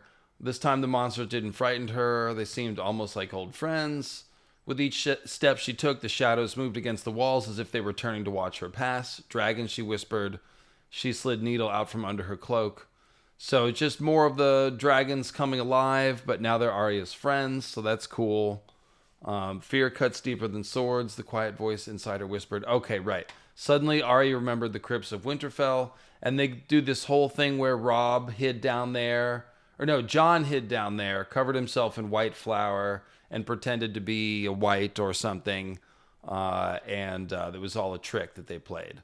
Again, I say all this stuff about going down here and finding a dragon waiting to wake. Like, it's referring to Jon, mostly, ultimately. Like, I guess you could say it refers to Azor Ahai and the Weirwood Net, but Jon is the major, like, manifestation of that, so. Yeah. Well, and this is definitely giving me some, like, Jenny of Old Stones vibes. I've always like the high in the halls of the kings who are gone. So you have like, ghost kings at the base of this red keep where, kings live. And now they seem almost like old friends. And the whole thing about Jenny of Old Stones is that she's, making friends with all these ghosts. And these are, shadows of dead dragons that are now old friends. So that's like, I'm definitely seeing parallels there. It's some of George's, it's one of those poetic turns of phrase that he likes a lot. And then we don't need to read all this, but Jon, yeah, he's stepping out. So this is the main thing about this is that it draws this comparison between the Winterfell crypts and these caverns that Arya is in under the Red Keep. And again, they're both basically underground hell worlds. They're the same thing. Because remember, the three-headed Targaryen dragon and the one-headed direwolf of Stark are both drawn from Cerberus, who guards the entrance to the underworld. So that's the unifying thing. Funny thing here. You scared the baby, but Jon and Robb just laughed and laughed. And the punch is analogized to, Jon getting stabbed later. He gets punched in the stomach in the same way. Mm-hmm. So it's like, this is kind of reminding me of the, this. It's got Jon's death and the idea of rebirth, both here. Waymar Royce here with the mocking laughter of the others because Jon had just pretended to be a ghost. Yes, but you're breaking my brain a little bit. Okay. But yes. And she'd kill him again, right? Because the others are already dead. Right. Well, and she's going to be fighting the whites is the main thing. Yeah. So we just saw Arya jump through the dragon's jaws. And here we have Shay in the dragon's jaws, waiting for Tyrion. So, what do you make of that? I just made of it that like Nissa is in the Weirwood Net waiting, and Azor Ahai is going to meet her or something like that. Yes, I mean also the fact that I think both dragons and others are kind of like, a soul occupying that body, a soul from something else. So like when you go into the Weirwood Net and then you come, for your second life or however that works, you take over a body. Like she's now like piloting the dragon. She's kind of become the dragon. It's like halfway between, Jonah in the belly of the whale getting consumed, because that's definitely the imagery. If you're like inside the jaws of a dragon, you're definitely getting some swallowed by a dragon imagery there. But it's also like, yeah, you were swallowed, but now you're in control. It's like kind of yeah, that fits because like going into the Weirwood Net is like being eaten by a dragon. It's going into the jaws. Yep. So she's in there and she's in control. Right. That does make a lot of sense. That fits the pattern pretty well. So the Serpentine Steps. This is a way you go down to the black cells, and Tyrion's like, I put my life in the Red Viper's hands, and he dropped it. So now he's going down to the black cells. It's kind of funny. I always wondered if that was a joke about Jurassic Park. How so? Where he's like, they've got these giant, lizards that are killing them. He's like, he's talking to Dennis Nedry, the programmer, and he's like, we put our lives in your hands, and you've got butterfingers. Oh, It's probably not, but it's definitely the vibe I'm getting, where it's.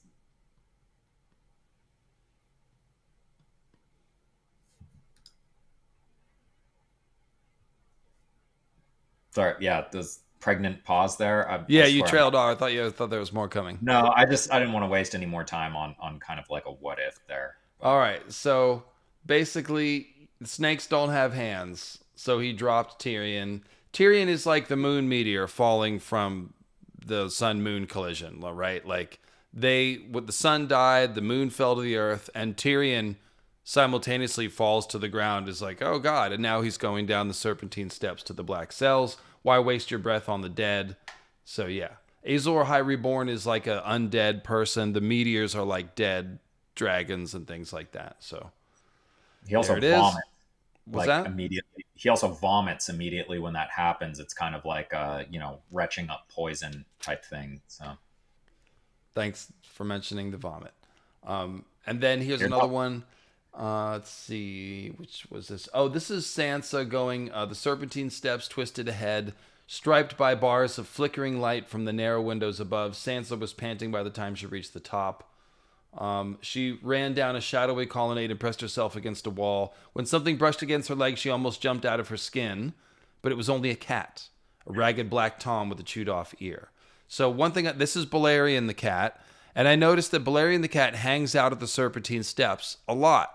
Arya runs into him twice on the Serpentine Steps, and when she thinks about trying to find the room with the dragon skulls again, she's like, oh, I gotta go the way I did when I followed the black cat.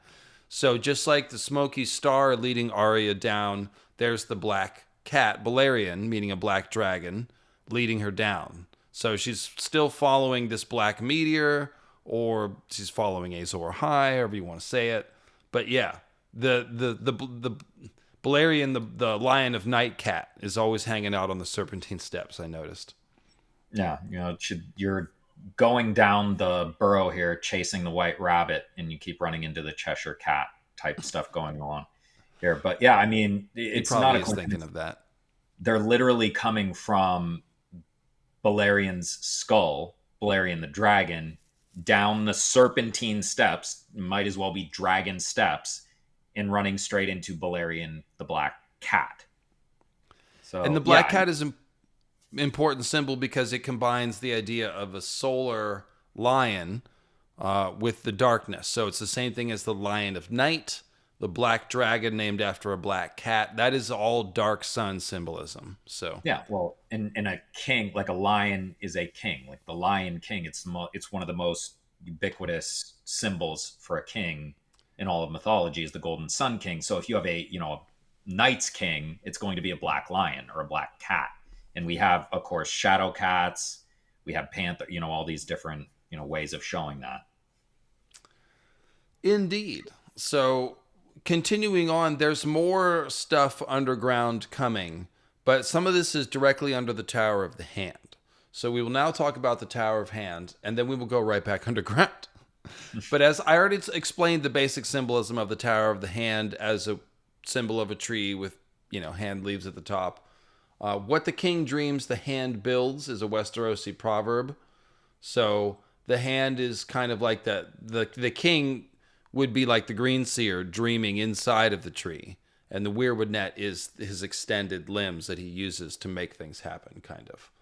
And then there's the other line, I will not have men speaking of the king's stump. That's when Aegon needed a new hand, right? Yeah. Well, and if you're talking about like the werewoods as growing out of the ground, being built out of the ground, with their, fiery, bloody hands growing from them. Yeah, that's the green seer at the base, in the roots is, that's what it's growing from. So the hand is building while the king's dreaming. Yeah, and there's lots of hand stump stuff with Jaime and other people, but this is literally Aegon the Conqueror talking about the king's stump instead of the king's hand. So it just gives it more tree symbolism. But under the Tower of the Hand is more dragons. So why don't you start reading here? All right. She gave a shrug. Lord Varys made me wear a hood. I couldn't see, except there was one place. I got a peep at the floor, out the bottom of the hood. It was all tiles, the kind that make a picture. A mosaic? Shay nodded. They were colored red and black. I think the picture was a dragon. Otherwise, everything was dark. We went down a ladder and walked a long ways until I was all twisted around. Once we stopped so he could unlock an iron gate.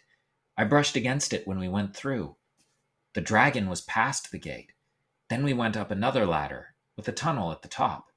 I had to stoop, and I think Lord Varys was crawling. So this is... Shay has just been snuck into Tyrion's chamber inside the Tower of the Hand. And he does not know where she came from. She was blindfolded, so she doesn't either. And so he's just like, well, how did you get here? And then he starts looking all around the room. Like, where's this trap door? And he can't find it. It's in the hearth. This is the same room that Tywin is killed in. It's funny. So we'll find it. Jaime finds it later. Go ahead. She's wearing a hood, which is something that you do. Like, first off, like, the hangman himself often wore a hood, with eye holes poked out. So she's talking about getting a peep. But, like, there's also, like, they would often put hoods on people who were getting their heads cut off. Because, it's kind of a bleak and visceral scene, when you behead somebody. So this is like... she had to die, be sacrificed at the weirwood tree, whatever. And then she goes underground. And I see what you're saying. Like, everything goes down. She's talking about all twisted around. That's like the Serpentine steps, because she mentions dragons on both sides of being all twisted around. It's also like twisted, like around the, twisted weirwood or, world tree axis. The turning axis, because again, the world tree is a turning axis. That's the whole point. Right. So that's why it's always twisting. I guess I should have said that earlier. Yeah, no, it's definitely that again. And then we went up another ladder with a tunnel at the top. I had to stoop, and I think Lord Varys was crawling. So, like, she had to stoop, but Lord Varys was crawling, meaning he's on his knees. So whether you want to look at that as prayer or like about to get sacrificed, it's circular either way. I see. All right, so I will just say that we have a lot of quotes to get through, and we are almost 2 hours into the stream, so we might have to stop going quite so granular on some of these quotes and move through a little bit faster. Sure. At your discretion, sir. But there's more. So this is the Jaime one is really where it hits home. So this is all Jaime stuff here. On the third level, the cells are smaller and the doors are wood. The black cells, men call them. That was where you were kept, and Eddard Stark before you. And this is Varys talking to Tyrion. But there is a lower level still. Once a man is taken down to the fourth level, and I forgot there was a fourth level, he never sees the sun again, nor hears a human voice, nor breathes a breath free of agonizing pain. Maegor had the cells on the fourth level built for torment. They had reached the bottom of the steps. An unlighted door opened before them. This is the fourth level. Give me your hand, my lord. It's safer to walk in darkness here. There are things you would not wish to see. So basically, Varys, as we know, has a disguise called Rugen, the jailer. And he lives down here, and he uses that disguise to go around in the dungeons. So eventually, we're going to go back to that same chamber with the dragon mosaic, which is at some sort of joinder underground. So basically, the entrance to Maegor's tunnels in the Red Keep, one of them is from the 4th level, which is the torture dungeon. So it's like a good place to hide a secret passage. Literally, nobody ever wants to go down there. So just thought that was interesting. But it says a light appeared ahead of them, too dim to be daylight, and grew as they hurried toward it. After a while, he could see it was an arched doorway closed off by an iron gate. Varys produced a key. They stepped through into a small round chamber. 5 other doors, so 6 total, opened off the room, each barred in iron. There was an opening in the ceiling as well, and a series of rungs set in the wall below, leading upward. An ornate brazier stood to one side, fashioned in the shape of a dragon's head. The coals in the beast's yawning mouth had burnt down to embers, but they still glowed with a sullen orange light. Dim as it was, the light was welcome after the blackness of the tunnel. The juncture was otherwise empty, but on the floor was the mosaic of a 3-headed dragon wrought in red and black tiles. Something niggled at Tyrion for a moment. Then it came to him. This is the place Shay told me of when Varys first led her to my bed. Quote, "We are below the Tower of the Hand." Yes. Frozen hinges screamed in protest as Varys opened a long-closed door. It's repeated symbolism here. Flakes of rust drifted to the floor. This will take us out to the river. Tyrion walked slowly to the ladder. Ran his hand across the lowest rung. This will take me up to my bedchamber. Your Lord Father's bedchamber now. He looked up the shaft. How far must I climb?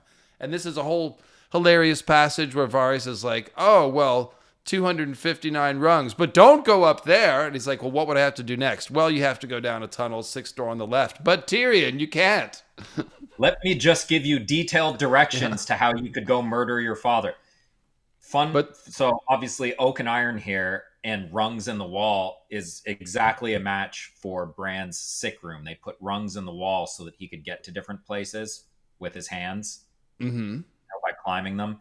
And he had an oak and iron door, and he could hear the screaming of it. Because again, like the oak and iron is the prison, and they are going up from the Black Cell prisons up to the Tower of the Hand. So why are you comparing this to Bran? Well, Bran is a dreamer. So below ground you have the dreamer, and above ground you have the hand building, into like a weirwood, or in this case, a Tower of the Hand, which is kind of like a weirwood tree growing out of the ground. Okay, I sort of follow that. And again, he looked up the shaft. That another way that you can refer to the trunk of a tree.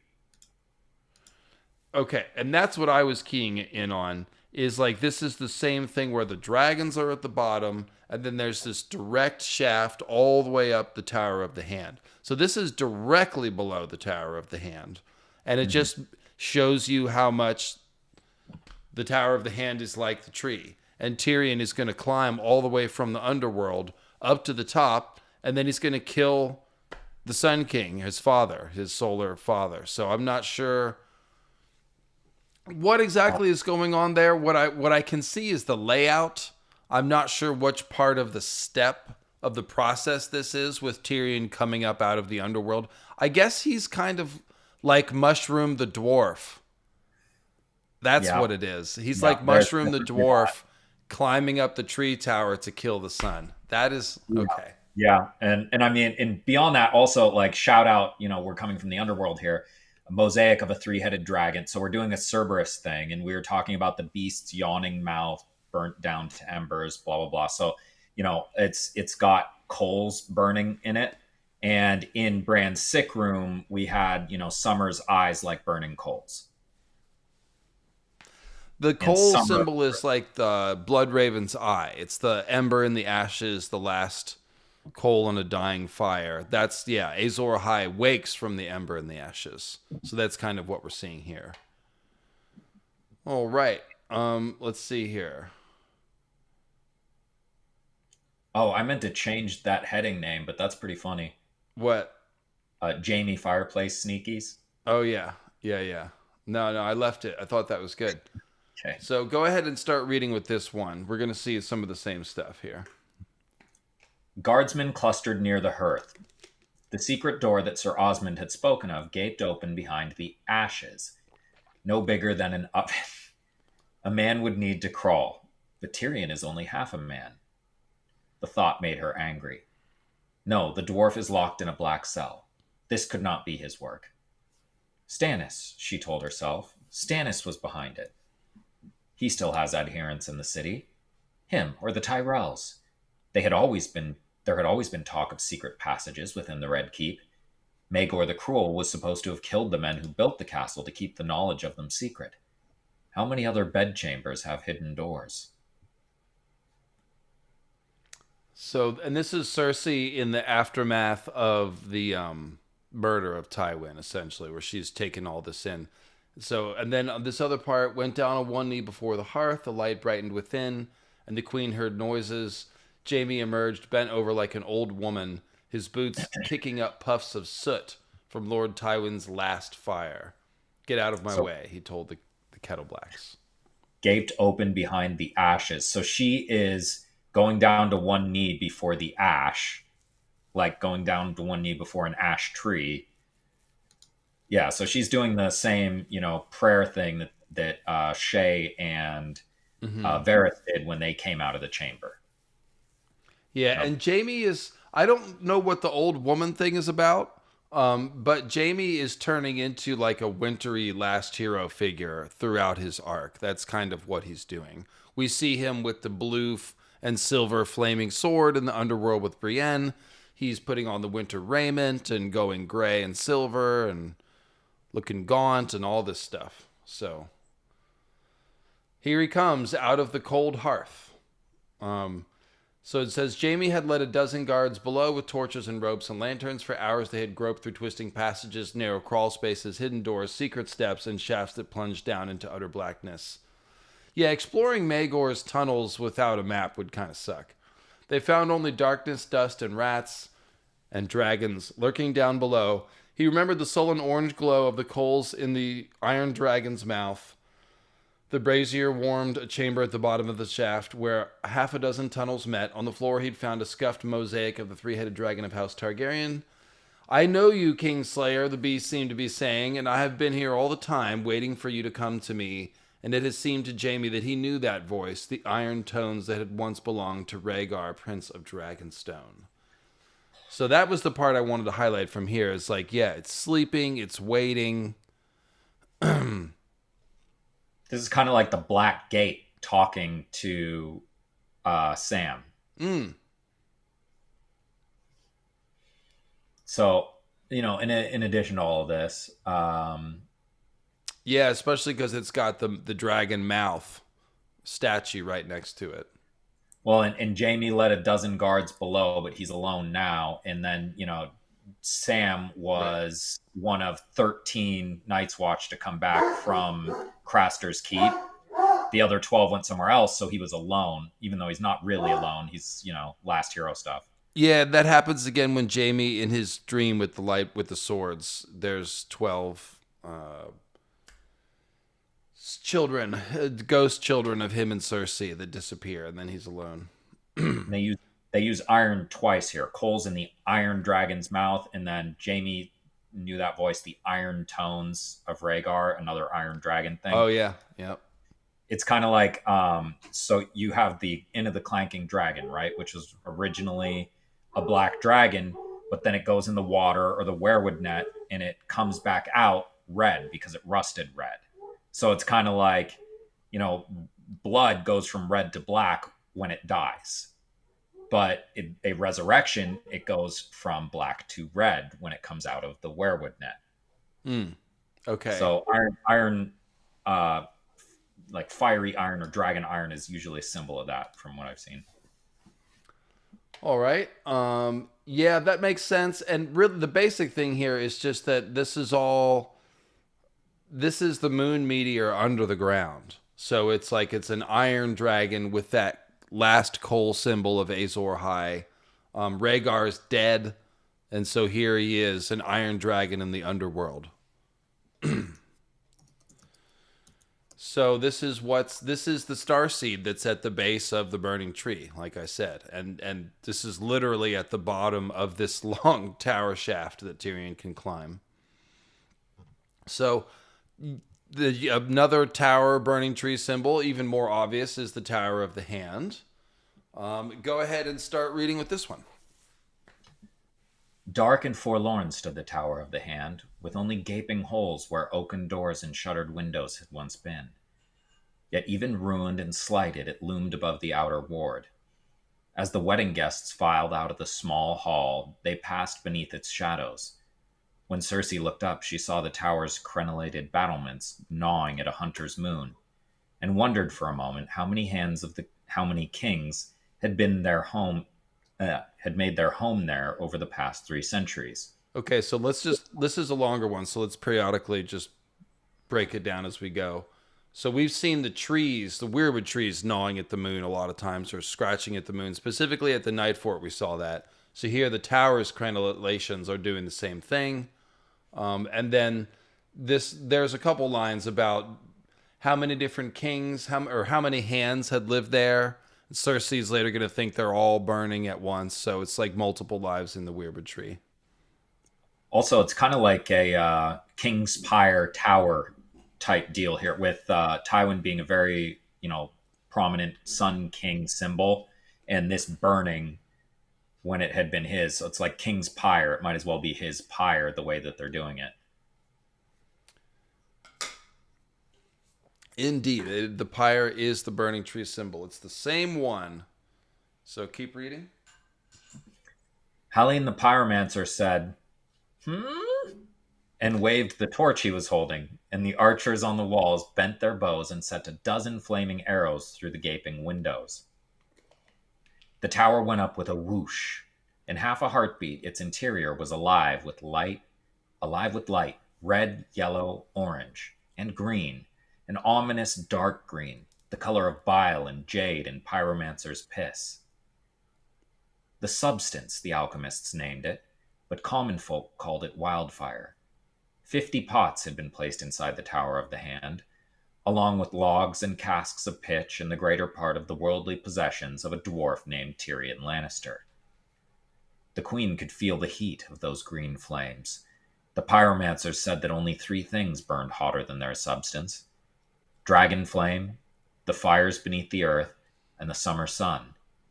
Some of the ladies gasped when the first flames appeared in the windows, licking up the outer walls like long green tongues. Others cheered and made toasts. Cersei thought of all the king's hands that she had known through the years. Owen Merriweather, John Connington, Carlton Chelsted, John Arryn, Eddard Stark, her brother Tyrion, and her father, Lord Tywin Lannister, her father most of all. All of them are burning now, she told herself, savoring the thought. They are dead and burning, every one, with all their plots and schemes and betrayals. It is my day now. It is my castle and my kingdom. So that's pretty straightforward, just like the weirwood tree, a bunch of souls in there, all burning up at once when you set it on fire. Then we have the Tower of the Hand gave out a sudden groan, so loud all conversation stopped, stone cracked and split. So here we got some sort of meteor moon cracking action. And part of the upper battlements fell away and landed with a crash that shook the hill, sending up a cloud of dust and smoke. As fresh air rushed in through the broken masonry, the fire surged upward. Green flames leapt into the sky and whirled around each other. Then we have the dancing. The flames are dancing just as we did. My love, this is Tommen and Marjorie talking to each other. Tommen and Joffrey. Tommen and Marjorie. They are Mother Look, they're dancing. So this is alchemical wedding call-outs to Dany's alchemical wedding. They had the fiery dancers there. That Dany sees the flames and remembers the dancers at her wedding. So same thing. And then another call-out. Cersei felt too alive for sleep. The wildfire was cleansing her, burning away all her rage and fear, filling her with resolve. The flames are so pretty. That's all Dany stuff from the alchemical wedding too. So Cersei's kind of a witch in a lot of symbolic ways. And they're burning this Tower of the Hand of specifically a lion. So when I see stone cracked and split, I think Aslan, stone table. Okay, I can see that. I love Narnia. That does kind of make sense. It's that moment. and there's very Aslan's much, death and Nissanissa's death are comparable. I've actually thought about that, and yeah, both it's inspired off of sacrificial. Jesus' death. So Yeah, sacrificial. Um, interesting. So yeah, yeah, a bunch of all Danny these, call outs, and that's because the waking of the dragons in Drogo's pyre is the same symbol place that we're talking about. It's the King's Landing, the pyre of the burning tree. It's all the same. It's the same stuff. yeah, all the So then, wildfire cleansing her, burning away all her rage and fear. That sounds a lot like Danny's dragon dream, where yeah, it's her dragon dream, which she then recalls in the alchemical wedding fire. Exactly right. Yeah. So the Iron Throne is another symbol we haven't talked about.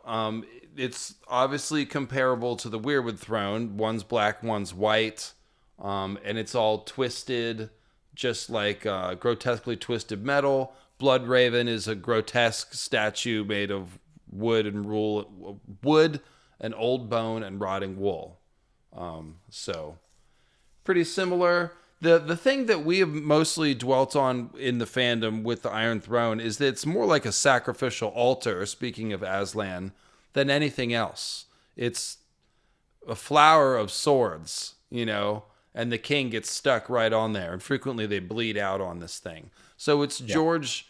I mean, it's a literal thing where Ned thinks about how the metal beneath him had grown harder by the hour, and the fanged steel behind made it impossible to lean back. A king should never sit easy, Aegon the Conqueror had said, when he commanded his armorers to forge a great seat from the swords laid down by his enemies. So it's presented to us as a symbol of how being a king is, you can't be comfortable and relaxed. Like, you have to stay on edge, right? But it's also, like I said, a sacrificial altar. And we're talking about all these dying sun kings and dying kings. So here, basically the way to explain this is that it's an exact picture of the sun and moon in the explosive moment. The moon wanders too close to the sun. So this creates an eclipse. And this is when the moon cracks and explodes. So if you look at the Iron Throne, and if we think of black swords as moon meteors, it's a picture of an exploding moon full of swords. The swords are radiating outward. And right in the middle of it, superimposed, is the Sun King. And so this is basically like an eclipse alignment and an explosion. That's how I see it. What do you see with the Iron Throne? I think it's doing a number of things at the same time. I think that's probably the most at the forefront in terms of symbolism. It's the most important because it's the most integral to the Long Night soap opera. But I think another big thing is like we constantly see it drawing blood. So like there's like blood sacrifice aspects of it, which is, I mean, you were kind of talking about sacrifice anyway. Fanged too, so they're like serpents and snakes and all that. Right, and for the sacrifice to mean anything, it has to be a king, right? So we've got Corn King stuff going on here. It's at the top of a ton of steps, looking way down. So it's on the top of a hill or a mountain, however you want to look at it. And of course they're wearing a crown when they're up there. You have to wear the crown unless you're a hand of the king. I don't know. It's interesting. There's an aspect of like a hand blocking the sun, but for the most part, it's going to be the sun itself, in a crown. And then there's the aspect of like, Yeah, you're right. It is the same symbol as a black crown. The Starks have a black crown of black swords. Aegon's got a black crown. The golden crown is supposed to emulate the rays of the sun. So a black crown is going to be the opposite. Euron's got a black shark tooth crown. So cool. All right. Moving right along again, just because there's still a bunch of things I want to get to, and we're over 2 hours in now. White Sword Tower. Okay. Yeah. The White Sword Tower is more of an ice moon symbol than a tree symbol, but it's kind of both. So it's, the white swords are icy. Dawn is pale as milk glass. The other's bones are pale as milk glass. In Starfall, we have the Pale Stone Sword Tower. Here we have the White Sword Tower. Arthur Dane goes from one to the other. He's named after a white sword. So it's all this white sword symbolism. But the tower itself, the most interesting things in it, the white book, because this is again like a library function and like a sole repository function. It contains the lives of all the Lord Commanders, on paper. Paper comes from trees, but there's like the burning library tower at Winterfell, same symbol. Yeah. The weirwood is a library for the children of the forest. The other thing is there's a weirwood shield in the meeting chamber, and then there's that black oak chair from which Jaime pulls Oathkeeper. Yeah, so it's comparable like to the Moon Door. Like in the Eyrie, we have the cut weirwood thrones and the cut weirwood moon door. And then here we have the cut weirwood shield. So to me, this is all about like dead or frozen weirwood, how the others are associated with frozen weirwood. Because skipping the obvious part, the Kingsguard are heavily, their whole symbolic purpose is to symbolize others. And they come out of this white tree tower. So, yeah. Well, in the same line of symbolism with the Kingsguard being like the others, they're also like, the 7 stars that came down, and what is it, Hugor Hill? Is that the Hugor? Yeah. So, and that's straight out of Lord of the Rings. But the idea is the White Sword Tower is very much a very obvious parallel. You brought it up to Starfall with the tower called the Pale Stone Sword. So very similar towers. And that's, of course, Starfall, where a star came down and they made a sword out of the heart of a fallen star. So it's meteor stuff, again, obviously. And it's just showing us, if I could pause you, it's showing us the other, like there's 2 reactions. The tree is set on fire and Azor High becomes a fiery dead king and has dragons and stuff. But the others are like kicked out of the back door. They're evicted. They're created too. And so I think different locations are telling different parts of the story. So we do have the meteor, the white sword thing. But yeah, there's also the others are being created here. And of course, it's Visenya, a Knight's Queen figure, who creates the Kingsguard. Right. And it's also kind of like we're dancing around it here, but like when you have this cataclysmic act and this violating act of, destroying the moon and then that creating meteors and, breaking into the weirwood net, the reaction is the cycle of vengeance, which is one of the biggest themes in A Song of Ice and Fire, the cycle of vengeance. Like one side creates abominations, doing something terrible. Then the other side does something terrible. One side creates dragons, which is a fiery, terrible power nobody is meant to have. The other side creates others, which is, an icy abomination nobody should be. So it's, the cycle of vengeance is the creation of the others. And it comes directly from this symbol of this, dead, destroyed mushroom cloud tree. There you go. That is well said. And so here's mention of Jaime donning the winter raiment of the Kingsguard. So, yeah, turning into formerly a golden lion, like a very fiery sun-associated person. Now he's turning all cold, bleached white wool. So, like, the color's been drained out of him. And he's gaunt, seems to hang loose on him. He's as pale as the room. Sounds very Stark-like. Very Stark-like, exactly. Winter King. He looked at about the round room. So again, like the inside of a tree trunk. White wool hangings, so sheep reference, covering the walls. The white shield. 2 crossed longswords mounted above the hearth. The chair behind the table was old black oak. Let's see. Well, the whole tower itself is basically a takeoff on a big white magic sword, and we have a bunch of knights gathering around a round tower. It's like the Knights of the Round Table. Definitely, especially since Arthur Dane used to be the Lord Commander of the Kingsguard. Yep. The table itself was old weirwood pale's bone, carved in the shape of a huge shield, supported by 3 white stallions. So there you even get the horse reference. Ooh. By tradition of Yggdrasil and Sleipnir and stuff. The Lord Commander sat at the top of the shield. Okay, blah, blah, blah. Then there's the book. And within the book was the history of every Kingsguard. Also important, the upper shields were all different. The lower shields were all the same. So it just shows like they're joining a collective, losing your identity and stuff like that. That's basic stuff. Yeah, you've talked a lot about the kind of the hive mind where you lose your identity when you kind of become an other, or really more accurately, a white. Yeah, there's different hive. Like the green seers have a hive mind. The whites are a freaky hive mind, exactly. So then Jaime's giving Brienne the sword. She approached it as if the bundle was like to bite her, just enhancing the snake symbolism. Let's see, D. Blood and black, the ripples shone. A finger of refracted light ran red along the edge. It's another Lightbringer baby. He's got it all bundled up and he's handing it to her. Gingerly, yeah, you're right. It's another sword baby. That's exactly what it is. And they're talking about what to name it. That's cute. It's very and one more thing. The blade comes with a price, and he named the blade Oathkeeper. So are we talking about Promise Me, Ned? What do you mean? So, like, Promise you have to make Ned, a promise. Oathkeeper. And one more thing, the blade comes with a price. The blade is, a child here. It's a baby. So it's like Ned taking Jon Snow and making a promise.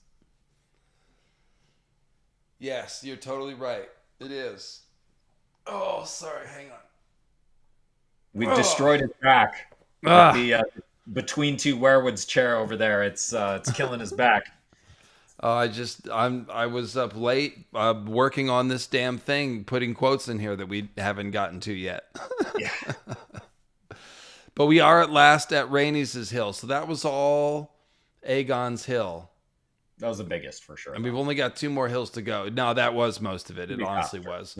Yeah. And these other ones are also, I've already summarized the symbolism, so we can dance through these quotes pretty quick. The one thing interesting about Rhaenys' hill is originally there was a Sept of Remembrance. So this is showing us, this is all Fire and Moon stuff. And basically the Dragonpit and the Sept of Remembrance, the same thing happens to them. They are broken and burnt by dragons. So on the 30th day since the Trial of Seven, and that's Maegor's Trial of Seven, the king, Maegor, awoke with the sunrise and walked out onto the walls. Thousands cheered, though not at the Sept of Remembrance, where hundreds of the warriors' sons had gathered for their morning prayers. Then Maegor mounted Balerion and flew from Aegon's high hill to the hill of Rhaenys, and without warning, unleashed the Black Dread's fire. As the Sept of Remembrance was set alight, some tried to flee, only to be cut down by the archers and spearmen that Maegor had made ready. The screams of the burning and dying were said to echo throughout the city, and scholars claim a pall hung over King's Landing for 7 days. So there's the smoke and ash pall hanging over everything. And there is the Black Dragon attacking the hill and destroying it. So this is essentially the destruction of the second moon. And the destruction of the dragon pit before the destruction of the dragon pit. Yeah, it's like the same pattern.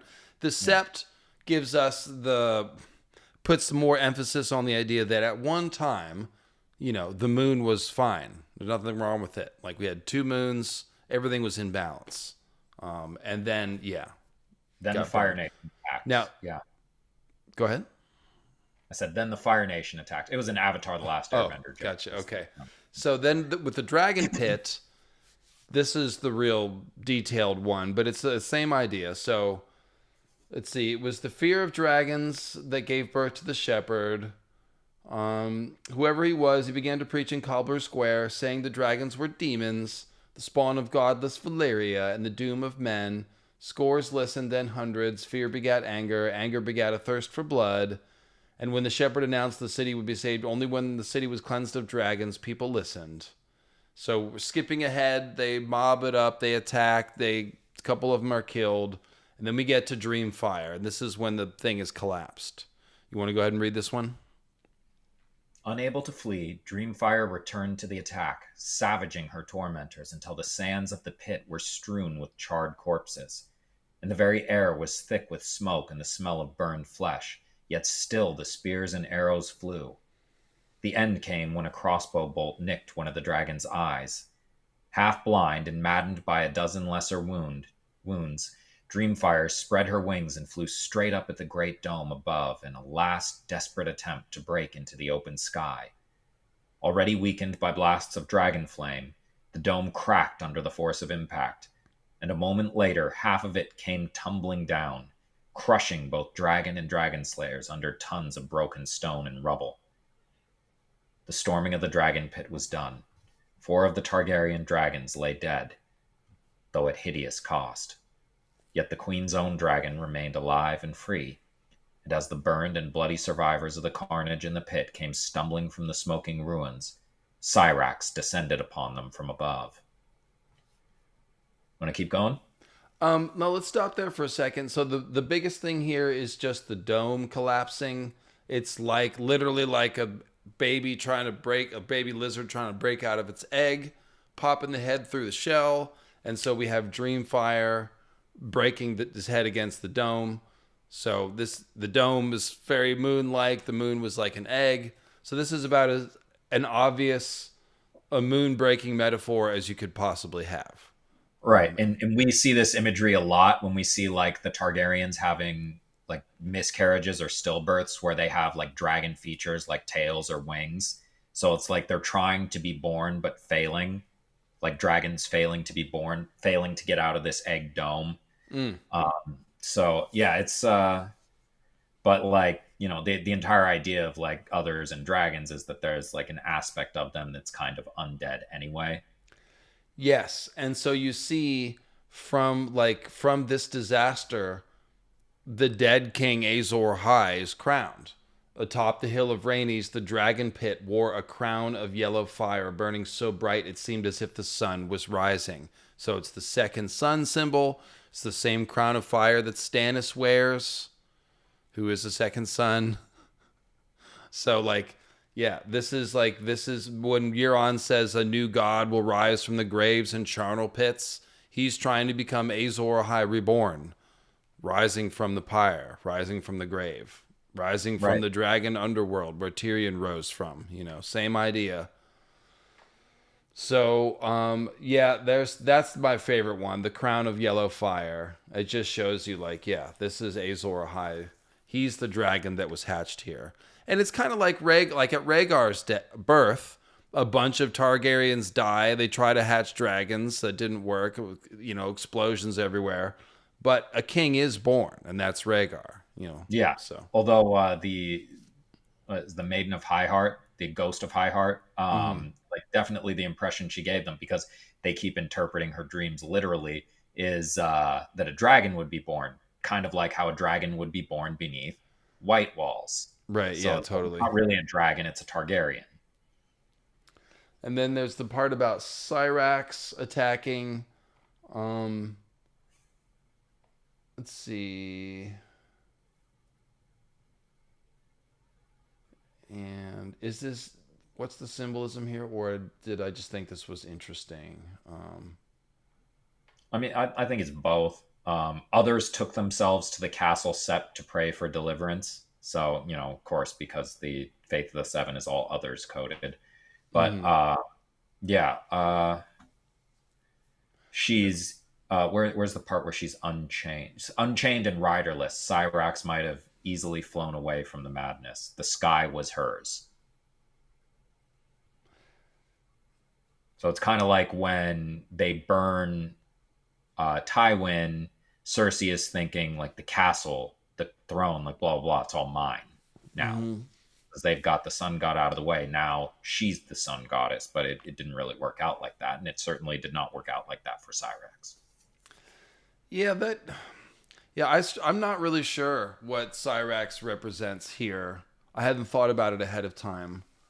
She's raining fire on them above, so it's more of that dragon meteor rain that we saw earlier. I think that the one I wanted to show you was how one rumor was of an unnamed spearman, a blood-soaked giant who leapt from the dragon pit's broken dome onto the dragon's back. And then others relate how a knight named Sir Warwick Wheaton slashed a wing from Syrax with a Valyrian steel sword. The blood-soaked giant, that sounds like a weirwood, because they're pale giants and they're blood-soaked.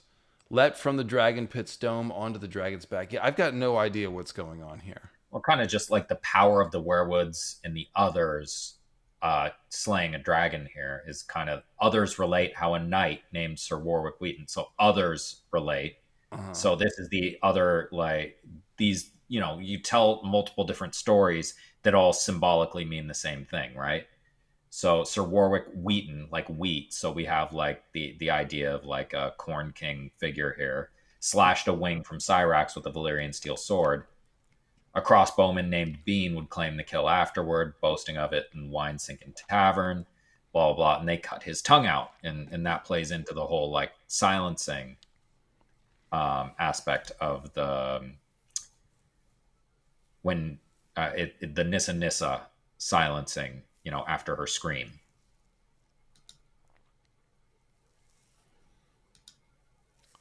Warwick Wheaton, the Wheat War. Will Wheaton. Yeah, no, that makes sense. It's something like that. I can't quite get the whole picture, but I think you're close to it. And anyways, so I also included the Mad Prophet from the current story. There's just a couple lines I want to highlight here, but it's a parallel to the Shepherd. He's in Cobbler Square too. It's where you hang out. And he also is trying to get everyone angry at the king. So it's the same idea. And it says he pointed at the, behold the father's scourge. There's the warning. He pointed at the fuzzy red wound in the sky. From this vantage, the distant castle on Aegon's hill was directly behind him, with the comet hanging forebodingly over its towers. A clever choice of stage, Tyrion reflected. So he goes on this and he gives all these warnings, which make it sound like the long night. We just talked yesterday about the poem Darkness and how everyone, turns against each other and this and that. So he's describing how everything is corrupt, highborn and lowborn alike. And then he finishes and said, cleanse yourselves, bathe in the wine of righteousness, or you shall be bathed in fire. Fire. So he's pointing at the red comet and then at the Red Keep where, Aegon landed. And he's like warning about fire. So it's kind of basic at this point in the stream, but it's just the same thing. Like the comet's going to land and burn everything here. And it's similar to the Dragon Pit, where we saw the dragon landing and the Dragon Pit exploding. So one of the things that I've noticed with this is like when like this man comes from space, right? This star man lands on his feet like a stomp, right? And the stomp sends up the mushroom cloud. And one of the earlier things that we read with Jaime was his black boots sent up a puff of smoke or a puff of soot. And so now we have in Cobbler's Square, we have this guy agitating, talking about corruption, pointing at the fuzzy red wound in the sky, blah, blah, blah. It's like agitating against their leadership, advocating rebellion and, destroy the Sun King, the sun, blah, blah, blah, black out the sun, the red comet and all these, like symbolic people are evil and we need to destroy them, which is what the Long Night did. And this also is a mirror to Bonero. Here we see he's jabbing a bony finger at the comet. And Bonero jabs his finger at the moon and gets another crowd upset and talks about doom and darkness and the end times. So it's very much a parallel figure, parallel scene. Yeah, and we're pointing at where does all this fire come from? It comes from the sky, from the comet, and from the moon. So there we go. And yeah, the blood-soaked giant leaping down from the dome to kill the dragon, that would be like the Weirwoods always grasping at the moon, like they do at the Night Fort, essentially. Okay. That's what that would be like. So shout out to Sleeth99 in the chat. Blood Raven. So yeah, we've got more Dragon Pit symbolism. This is after the spring sickness. It says corpses were piled in the ruins of the Dragon Pit until they stood 10 feet high. And in the end, Bloodraven had the pyromancers burn the corpses where they lay. A quarter of the city went up in flames along with them, but there was nothing else to be done. So this is, the pyromancers burned them. So these were burning green men, corpses. They're giants because they're 10 feet high. So this is kind of like the burning of the green men. That's what I took this to be. Well, and definitely it's what ends up happening with Bloodraven later, where like he is the dreamer at the bottom of the roots, and above him is the tree growing into the ash cloud with the fiery hands on it. So this like we're creating the ash cloud here, and a fourth of King's Landing goes up in flame. So like it's definitely but it's long night coded in the same way that everything's long night coded. But yeah, it's specifically coming from the Dragon Pit. And specifically also because he had the pyromancers do it, it calls out to the Cersei scene that we just had. And it's also very much how I suspect it will go with the burning of the Sept of Baelor. Specifically, I think at fake Aegon's coronation. I can't wait for that. I'm very excited for Aegon's coronation. That's one of my big, like, 3 things where I just want to see what the hell happens. Emphasis hell.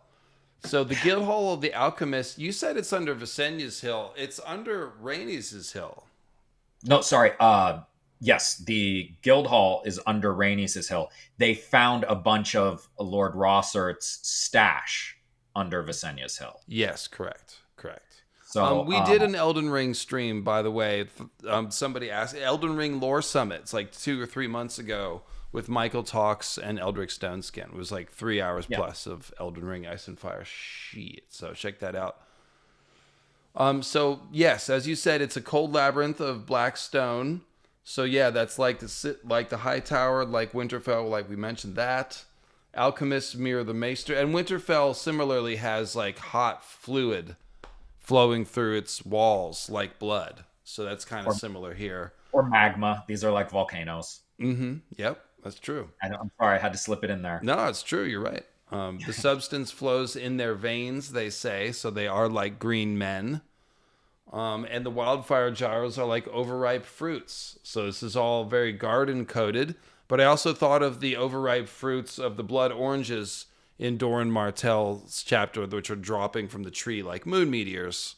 Here are overripe fruits that explode. Well, it's also good because like overripe fruits are poisonous, so it's pushing like the same theme. And what happens if you drink wildfire? Well, you die. It's not great, but totally. And it can be analogous to poison in that way.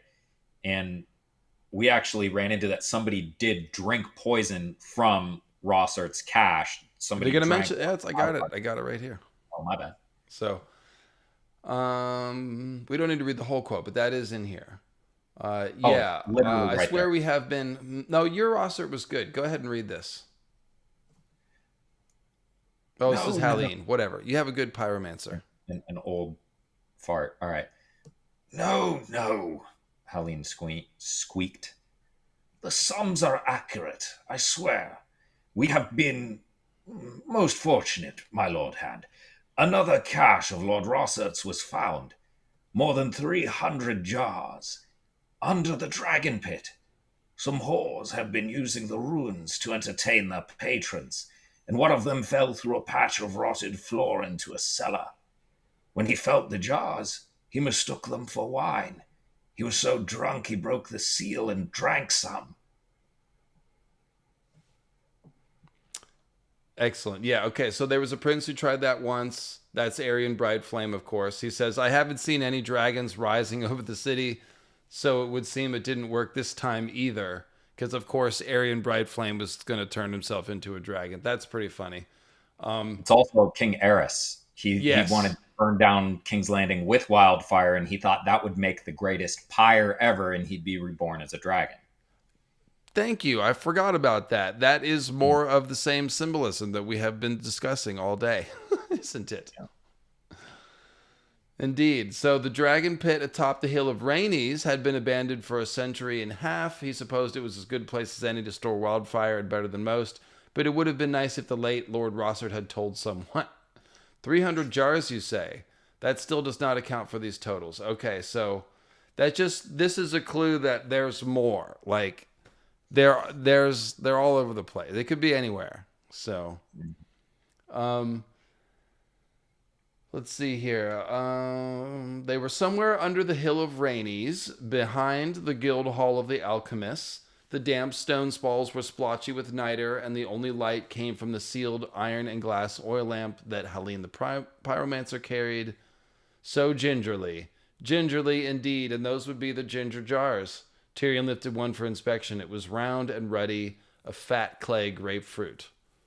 The substance was the pyromancer's own term for wildfire. They called each other wisdom as well, which Tyrion found almost as annoying as their custom of hinting at the vast secret stores of knowledge that they wanted him to think they possessed. Once theirs had been a powerful guild, but in recent centuries the maesters of the Citadel had supplanted the alchemists almost everywhere, so this is to your point that like the maesters kind of. Now only a few of their older order remained, and they no longer even pretended to transmute metals, but they could make wildfire. And so this is funny. Oh, sorry. Sorry, I thought you were done there. Ginger jars, gingerly. We've got ginger underground here. It's ginger root. What's ginger root? Well, I mean, like not a spice. That's the wrong term for it. But like ginger is a flowering plant, and it is specifically it's a root, and it's widely used as a spice and in folk medicine. You don't use ginger in cooking ever? No, what does it have to do with anything is my question. Sorry. Just it's a little hot, like so. Okay. Yeah. Well, is that why redheads are called gingers? Yes. Okay. So it's a vague way of implying fire. I like gingerbread. I just didn't understand why you went there. I was thinking more of explosive fruits and stuff, but yeah, no, that's true. I guess Melisandre, like she smells like cloves and nutmeg and ginger, so they're like hot, spicy things. Oh, yeah. Anyway, let's see. There's a vault below this one where we store the older pots. Those are from King Aerys' day. It was his fancy to have the jars made in the shapes of fruits. Very perilous fruits indeed, my lord hand, and riper now than ever, if you take my meaning. We have sealed them with wax and pumped the lower vault full of water, but even so, by rights they ought to have been destroyed. But so many of our masters were murdered during the sack of King's Landing, the few acolytes who remained were unequal to the task. So there's a bunch of wildfire jars floating around in water down there. That's interesting. And then it says, only last year 200 jars were discovered in a storeroom beneath the great Sept of Baelor. That's what you were alluding to. No one could recall how they came there, but I'm sure I do not need to tell you that the High Septon was beside himself with terror. I myself saw that they were safely moved. So, if there was some under the Sept of Baelor, I guess there could be more, right? Yeah, or they could just put some back. I mean, it's a lot easier to make wildfire now than it was, now that the dragons are growing bigger and stronger. Like when the dragons were born, all of a sudden it was a lot easier to make wildfire, and that's something that Helene mentions to Tyrion. Indeed. So, multiple clues here about that, and I do think that's coming. And then there's the bit about the orderly rows of 4 marching away into the subterranean dimness, kind of like the pillars down in the Winterfell crypts. There were other tables beyond, many other tables. These fruits of the late King Aerys, can they still be used? And he says, yes, but very carefully. They're fickle. It is not... Okay, let's see.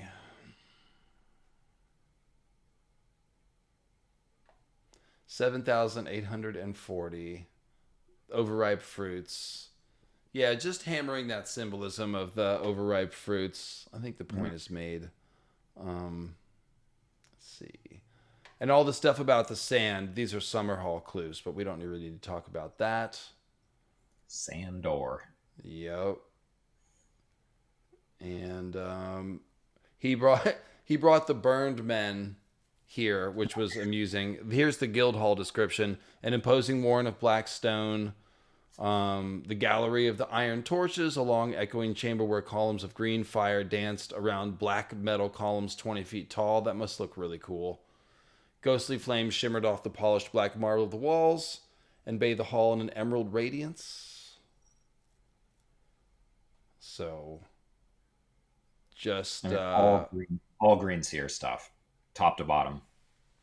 Yeah, there's a lot of overlap with the fire and the green seers, and that's kind of what we're seeing here. But it's explosive, it's poisonous, it's not a good combination.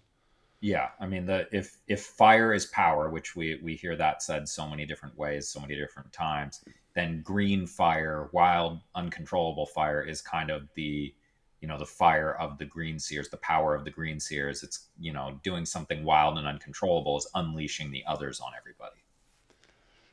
Now, what do you have to say about the Flea Bottom? And yes, that is all. I agree with that.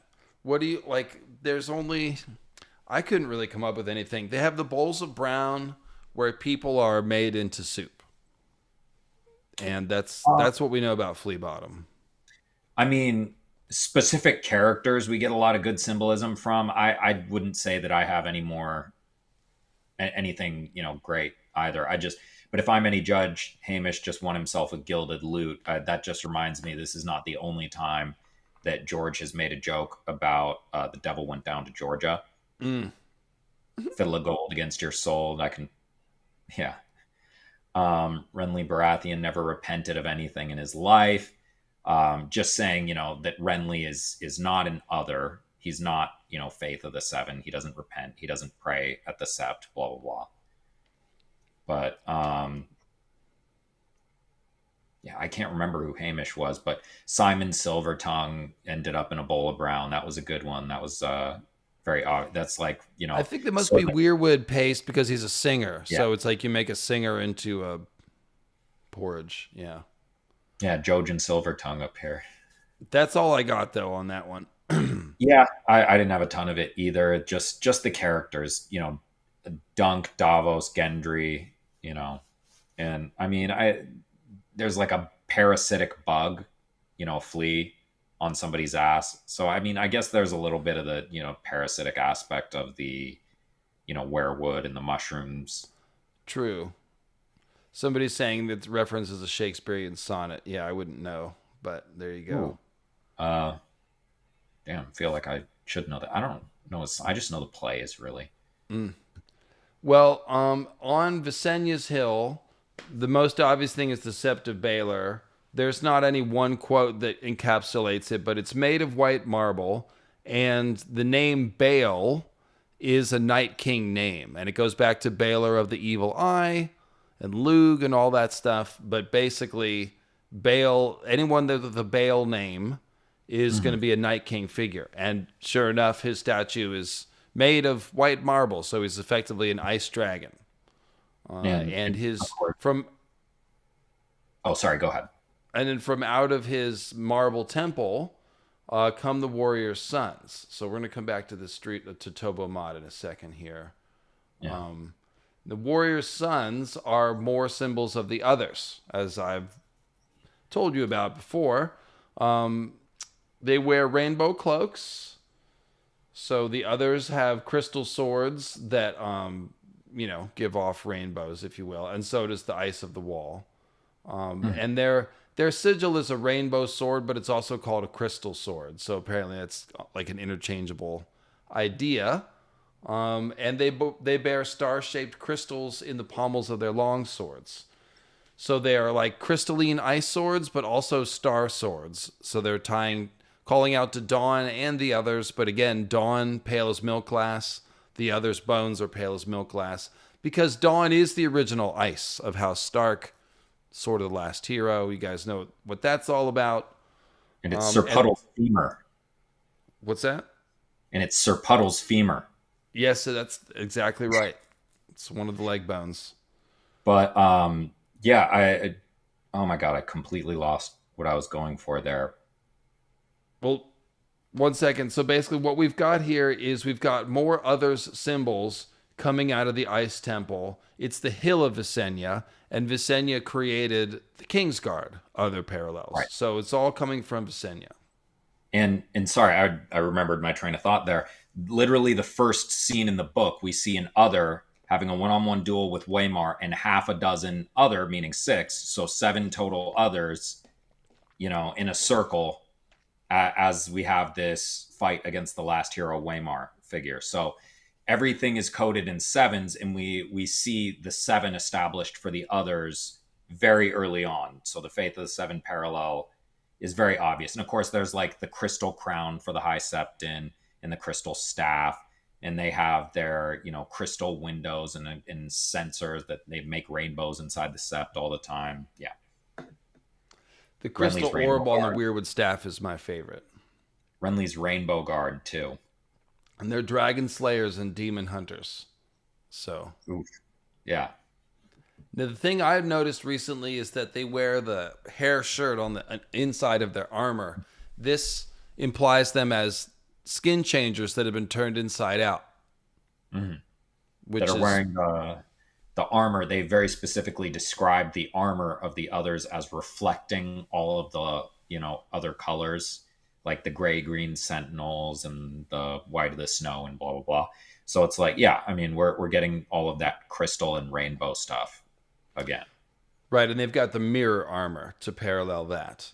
But underneath the mirror armor is the hair shirt, and I never could make sense of that. But then it's like, oh well, but the hair shirt, the hair is sticking. It's like meant to be uncomfortable, so it's like a fur shirt, but it's turned inside out so that the fur side is itching you on the inside because it's like masochistic. And so there really is like an inverted hairy man or like a green man or a skin changer. So that's pretty good symbolism for the others. And yeah, there they are coming out of the ice temple. So the interior of the House of Black and White the interior of the Great Sept looks like the House of Black and White, I noticed in this quote. Yeah. At dusk, the interior of the Great Sept turned dim and eerie. Shout out to the Eerie, another ice temple. Yeah. The last light of day slanted down through the high windows, washing the towering likenesses of the seven in red gloom. Around their altars, scented candles flickered while steep shadows gathered in the transepts and crept silently across the marble floors. The echoes of the evensongs died away as the last mourners were departing. So it's a bit like the statues in the House of Black and White, I notice. And a little bit like the round, white sword tower, where they have the black and white as well, with the black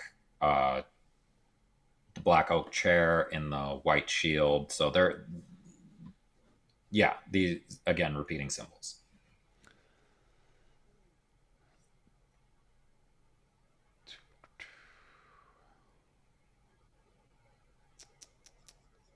I don't know if we need to read all this Ned's execute. Oh, that's why. Okay. The ice wagon. So we've been talking about the North Star turning and stuff. In an older George story, and I forgot which one it is by now, instead of the ice dragon being the North Star constellation, it's the ice wagon that carries the souls of the dead to the afterlife, and the blue star is the eye of the rider, the driver of the wagon. So it's a metaphor for going to the afterlife.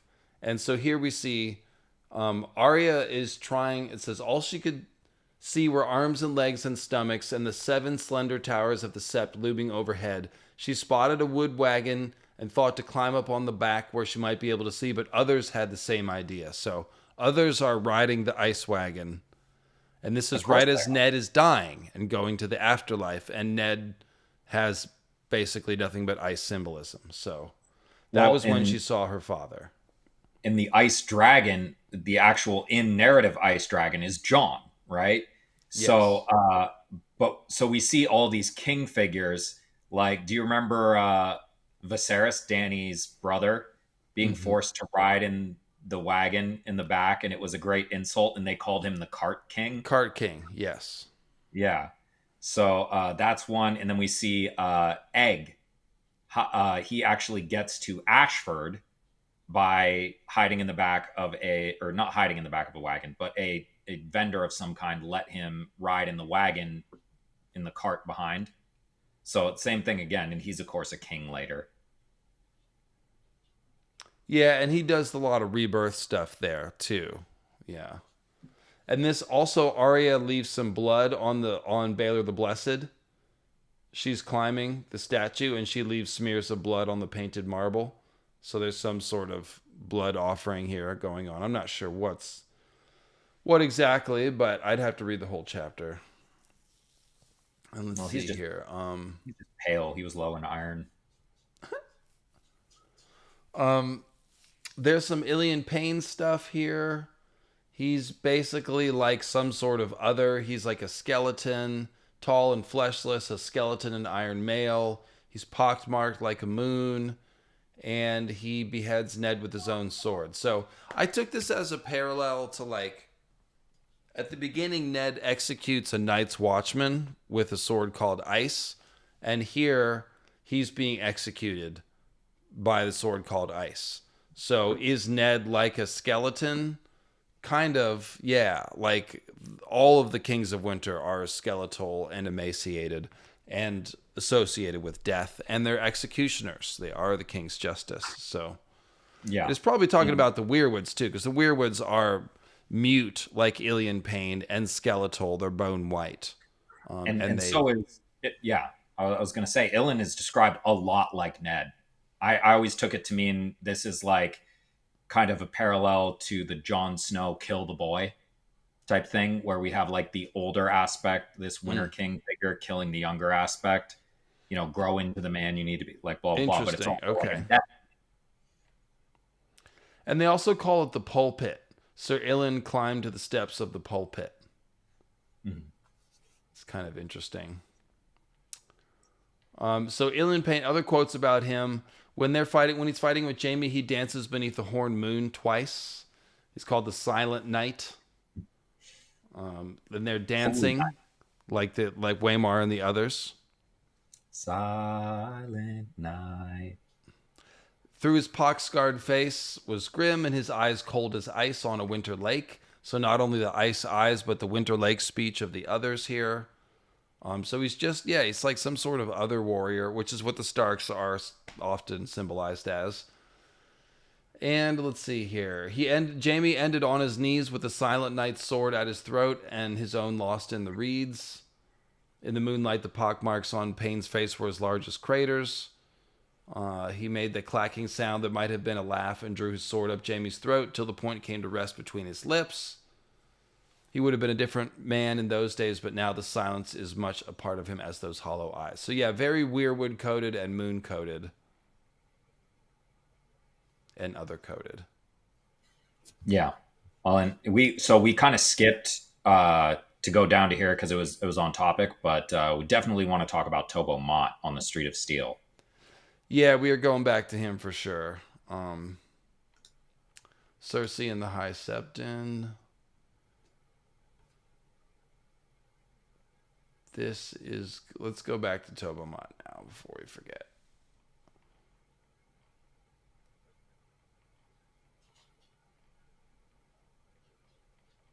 I don't know what's really going on so much here, except for that it's behind black and white weirwood and ebony doors, so it must be like the House of Black and White.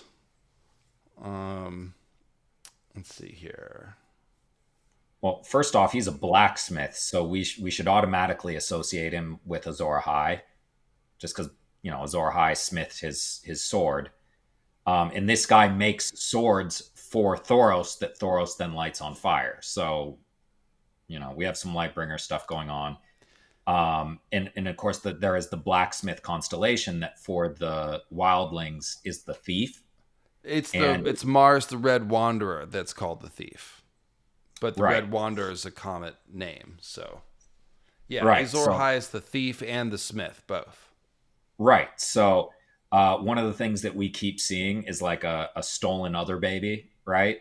Or like a baby swap, or however you want to look at it. And of course, he has Gendry. He's taken the son of the king here to kind of raise an apprentice, and he's teaching him how to be a blacksmith. And he makes his fiery bull helm here, and that's some Azor Ahai stuff too, because Azor Ahai is, this sword and the torch fire guy. who sacrifices a bull to be reborn from stone to get out of the underworld. That's pretty well explained. I guess it's the why does he have the sapphire as big as a pigeon's egg around his neck? Well, he is on Visenya's hill.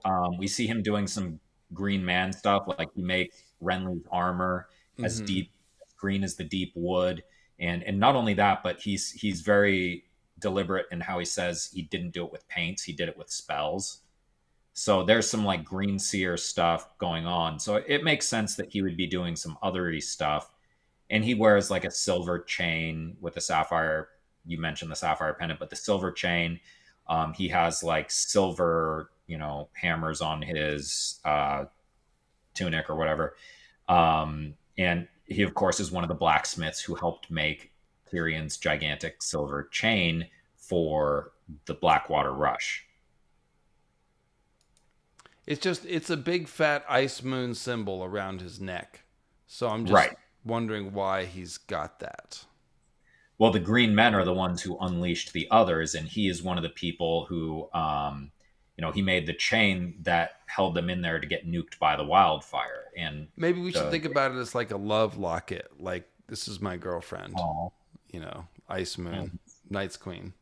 you tune into this channel for the romance. That's why I've never been able to fully make sense of this one. They're talking about blah blah blah. So they go out a rear door and across a narrow yard, back to a cavernous stone barn where the work was done. When the armorer opened the door, the blast of hot air that came through made Ned feel as though they were walking into a dragon's mouth. Inside, a forge blazed in each corner, and the air stank of smoke and sulfur, so it's very hellish here. Journeyman armorers glanced up from their hammers and tongs just long enough to wipe the sweat from their brows, and then he meets Gendry with the bull's helm. And So, worked bellows, like we have this, huff or puffing like a smith's bellows thing happening all the time. With people like Sam when they're going upstairs, going up to the uh, realm of the yep. gods, fire of the gods, and yeah. And And we are up on top of a hill, and he is teaching them how to forge steel. It's kind of it's a Conan thing. So in Conan, there is a god named Crom, and that's the one that Conan specifically worships almost exclusively. He basically only worships Crom, and he stole the secret of steel from the gods, the other gods, and gave it to man. And there's this whole theme about the riddle of steel all throughout all of the Conan books. And it's kind of like the idea is if you understand the riddle of steel and how man gets steel, like it's the fire of the gods, given from the gods to man. So it's a very similar theme. And so this, riddle of steel is, I mean, George is a huge fan of Robert E. Howard, who wrote the Conan series. He's of named a course. bunch of things Conan. So the whole riddle of steel, I see a huge parallel because we have the Sphinx is not the riddle, or he's not the riddler, he is the riddle.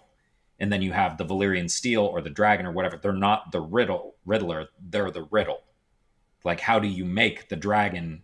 How do you have these, this fireworm and wyvern or whatever? How do you combine them into a dragon? That is the riddle. They're not asking the riddles, they are the riddle. So Gendry, in this case, this stolen child who is, like part green man, part dragon here, he is the riddle. The child is the riddle. How Jon Snow is the riddle. The ice and fire coming together to form one thing is the Kind of riddle. like the alchemical riddle. Right, right. Which is where Robert E. Howard got the whole riddle of steel thing. I see. I see. Okay. Icy. So again, I don't know what to say about Tobho Mott other than maybe if I He's read all, Conan, I'd get it. I feel like there's something I'm missing here. he's also at the top of a hill, or towards the top of a hill here, and his name is Mott. So it's like a Mott and Bailey castle. He's got this whole castle with like a barn and a bunch of other stuff going on here. It's kind of like, how there was a Mott and Bailey Aegon fort.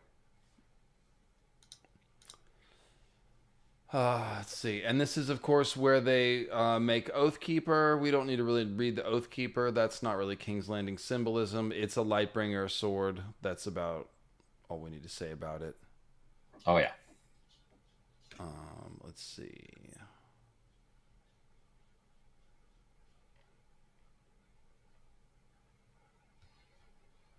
Here's the High Septon.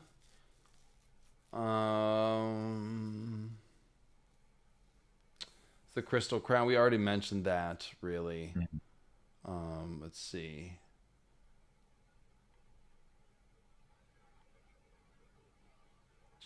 Yeah. So he's wearing cloth of silver. Tobho Mott is doing silver. So all these othery things are associated with silver, where we have the Sun Kings more typically associated with gold. And of course, like moons are usually portrayed as silver. So, Icy Moon having a lot of, silver associated with it, it just makes a certain amount of sense. And then there's the Hall of Lamps, which is a cool sounding thing. Colored globes of leaded glass. Yeah, it sounds really pretty. I just wish I could see it. Yeah. Let's see. The High Septon walks slowly. There's the Weirwood staff topped with the crystal orb. Cloth of silver, Tommen cloth of gold, like you said. There's the dome of glass and gold and crystal. That must be expensive. Lord Tywin's body rested upon a stepped marble bier. At its head, Jaime stood at the vigil. Let's see. A hooded cloak, white as freshly fallen snow. Yeah, so just Jaime turning snowy again. There's a dead king inside the ice moon. And what's this here now? Oh, Baelor's statue. Yeah. So it starts to sound like Bloodraven here, interestingly. And this made me think of like Night's King as like a frozen tree or something. It says the great marble statue that had smiled serenely over the plaza for 100 years was waist deep in a heap of bones and skulls. So kind of like Bloodraven's cave, Yeah. And they are the bones of holy men. Murdered for their faith, so they're sacrificed for religious reasons. Well, do you mean to bury blessed Baelor in a mountain of Carrion? So this is a hill, which is kind of like a mountain. So when Bloodraven, nuked the corpses in Pyromancer, that was like, burning a mountain of Carrion. And of course, all the Hollow Hills have these, corpse-like green seers growing into the trees, and they can skin change, crows and ravens, carrion eaters. So it's like, do you mean to bury blessed Baelor in a mountain of carrion? It's like, well, yeah, that's exactly what green seers and others are. Right, and that's where Night's King probably is in a hill full of dead people. The spot in the garden beneath the royal chambers should be called King Tommen's Landing. Boom. We'll have to see if he jumps out the window in the books. Probably not, but yeah, definitely a memorable scene from the show. Watch him accidentally trip out the window trying to catch Sir Pounce. Terrible. So we've already mentioned the Blackwater Rush as far as the burning bridge of ships. There is this line about the Blackwater Rush turning into the mouth of hell, which is important because the Weirwoods are demon trees, so their mouths are the mouths to hell. And then, of course, the Black Gate lets you through to the other side of the wall. Moon Door is a door to death. It's all the same idea. On the chain blocking the entrance or exit, depending on how you look at it, of the Blackwater Rush is kind of like the recurring theme of silencing. You're closing a mouth. Yes, chaining something up, absolutely. And it's a big thematic thing with the chain. And the chain itself is a weir, Yeah. So yeah, and the boats are mostly made out of oak. So we have the same recurring theme. Yeah, I did 5 streams on the Battle of the Blackwater, so we're not going to read all these quotes. There's a lot of burning ship symbolism and stuff. But the main thing is the burning bridge of ships, just giving us another fiery weir symbol. What have I missed? About 3 hours of symbolism, Mink. That's all. And then here's the one where Sansa sees the sky during the Battle of the Blackwater. Her bedchamber was as black as pitch. Sansa barred the door and fumbled through the dark to the window. When she ripped back the drapes, her breath caught in her throat. So this is kind of like Nissa death symbolism. And The silencing. southern sky... What? And silencing.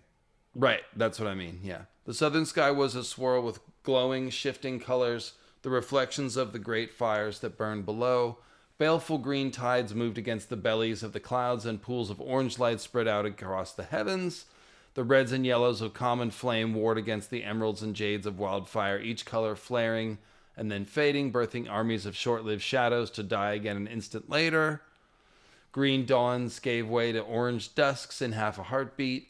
The air itself smelled burnt, the way a soup kettle sometimes smelled if it was left on the fire too long. Embers drifted through the night air like a swarm of fireflies. And outside, a swirling lance of jade light spit at the stars, filling the room with green glare. And then the Hound appears. He's another burnt Azor High Reborn figure coming out of the darkness. Well, let's not talk about the Hound. Basically, what we've got going on is some sort of fiery war between the red and green. And we know this is mirrored with the various fiery horned lords who are fighting it out here. And so, yeah, this is all just long night symbolism, the Great War, and, things are attacking the stars and blotting out the sky. And that's about all the symbolism I think I can do today, Sean. Oh, you don't want to talk about how all the Stannis people are all dragon people, and we got Valerians over there. We've got dragon ships named dragons. We've got the Valerian, literally the ship for what's his name, the pirate captain. The answer is no. I don't want to talk about that, but you're correct. Okay. No, there's not a part 2, Danny Dino. Don't. No, we're never doing this again. That was a lot. I'm done. This is too thought much. That was a lot.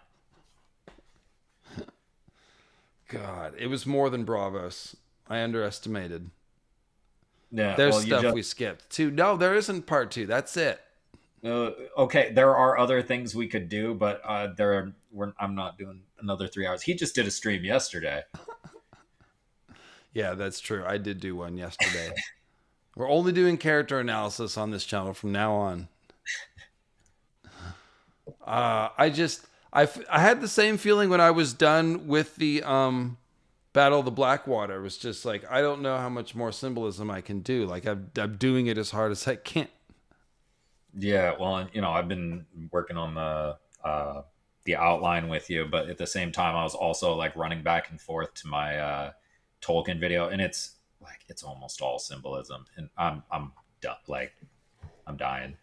The energy drink's wearing off.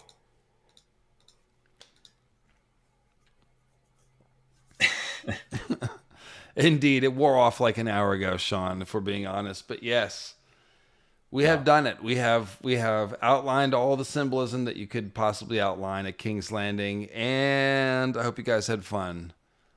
And, oh God, seems like the chat did have fun. Somebody has named Only Onions in the chat.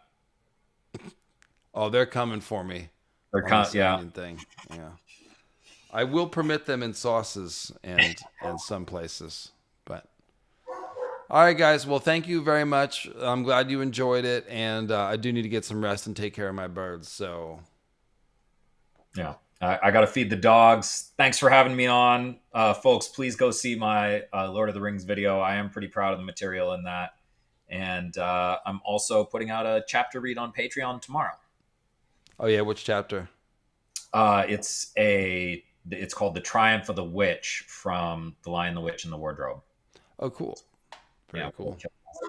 Spoilers. All right, guys, that's it. Thanks for coming. Make sure you're subscribed to my channel as well if you're not. And I'll see you with that Maester Aemon video during the week. Cheers.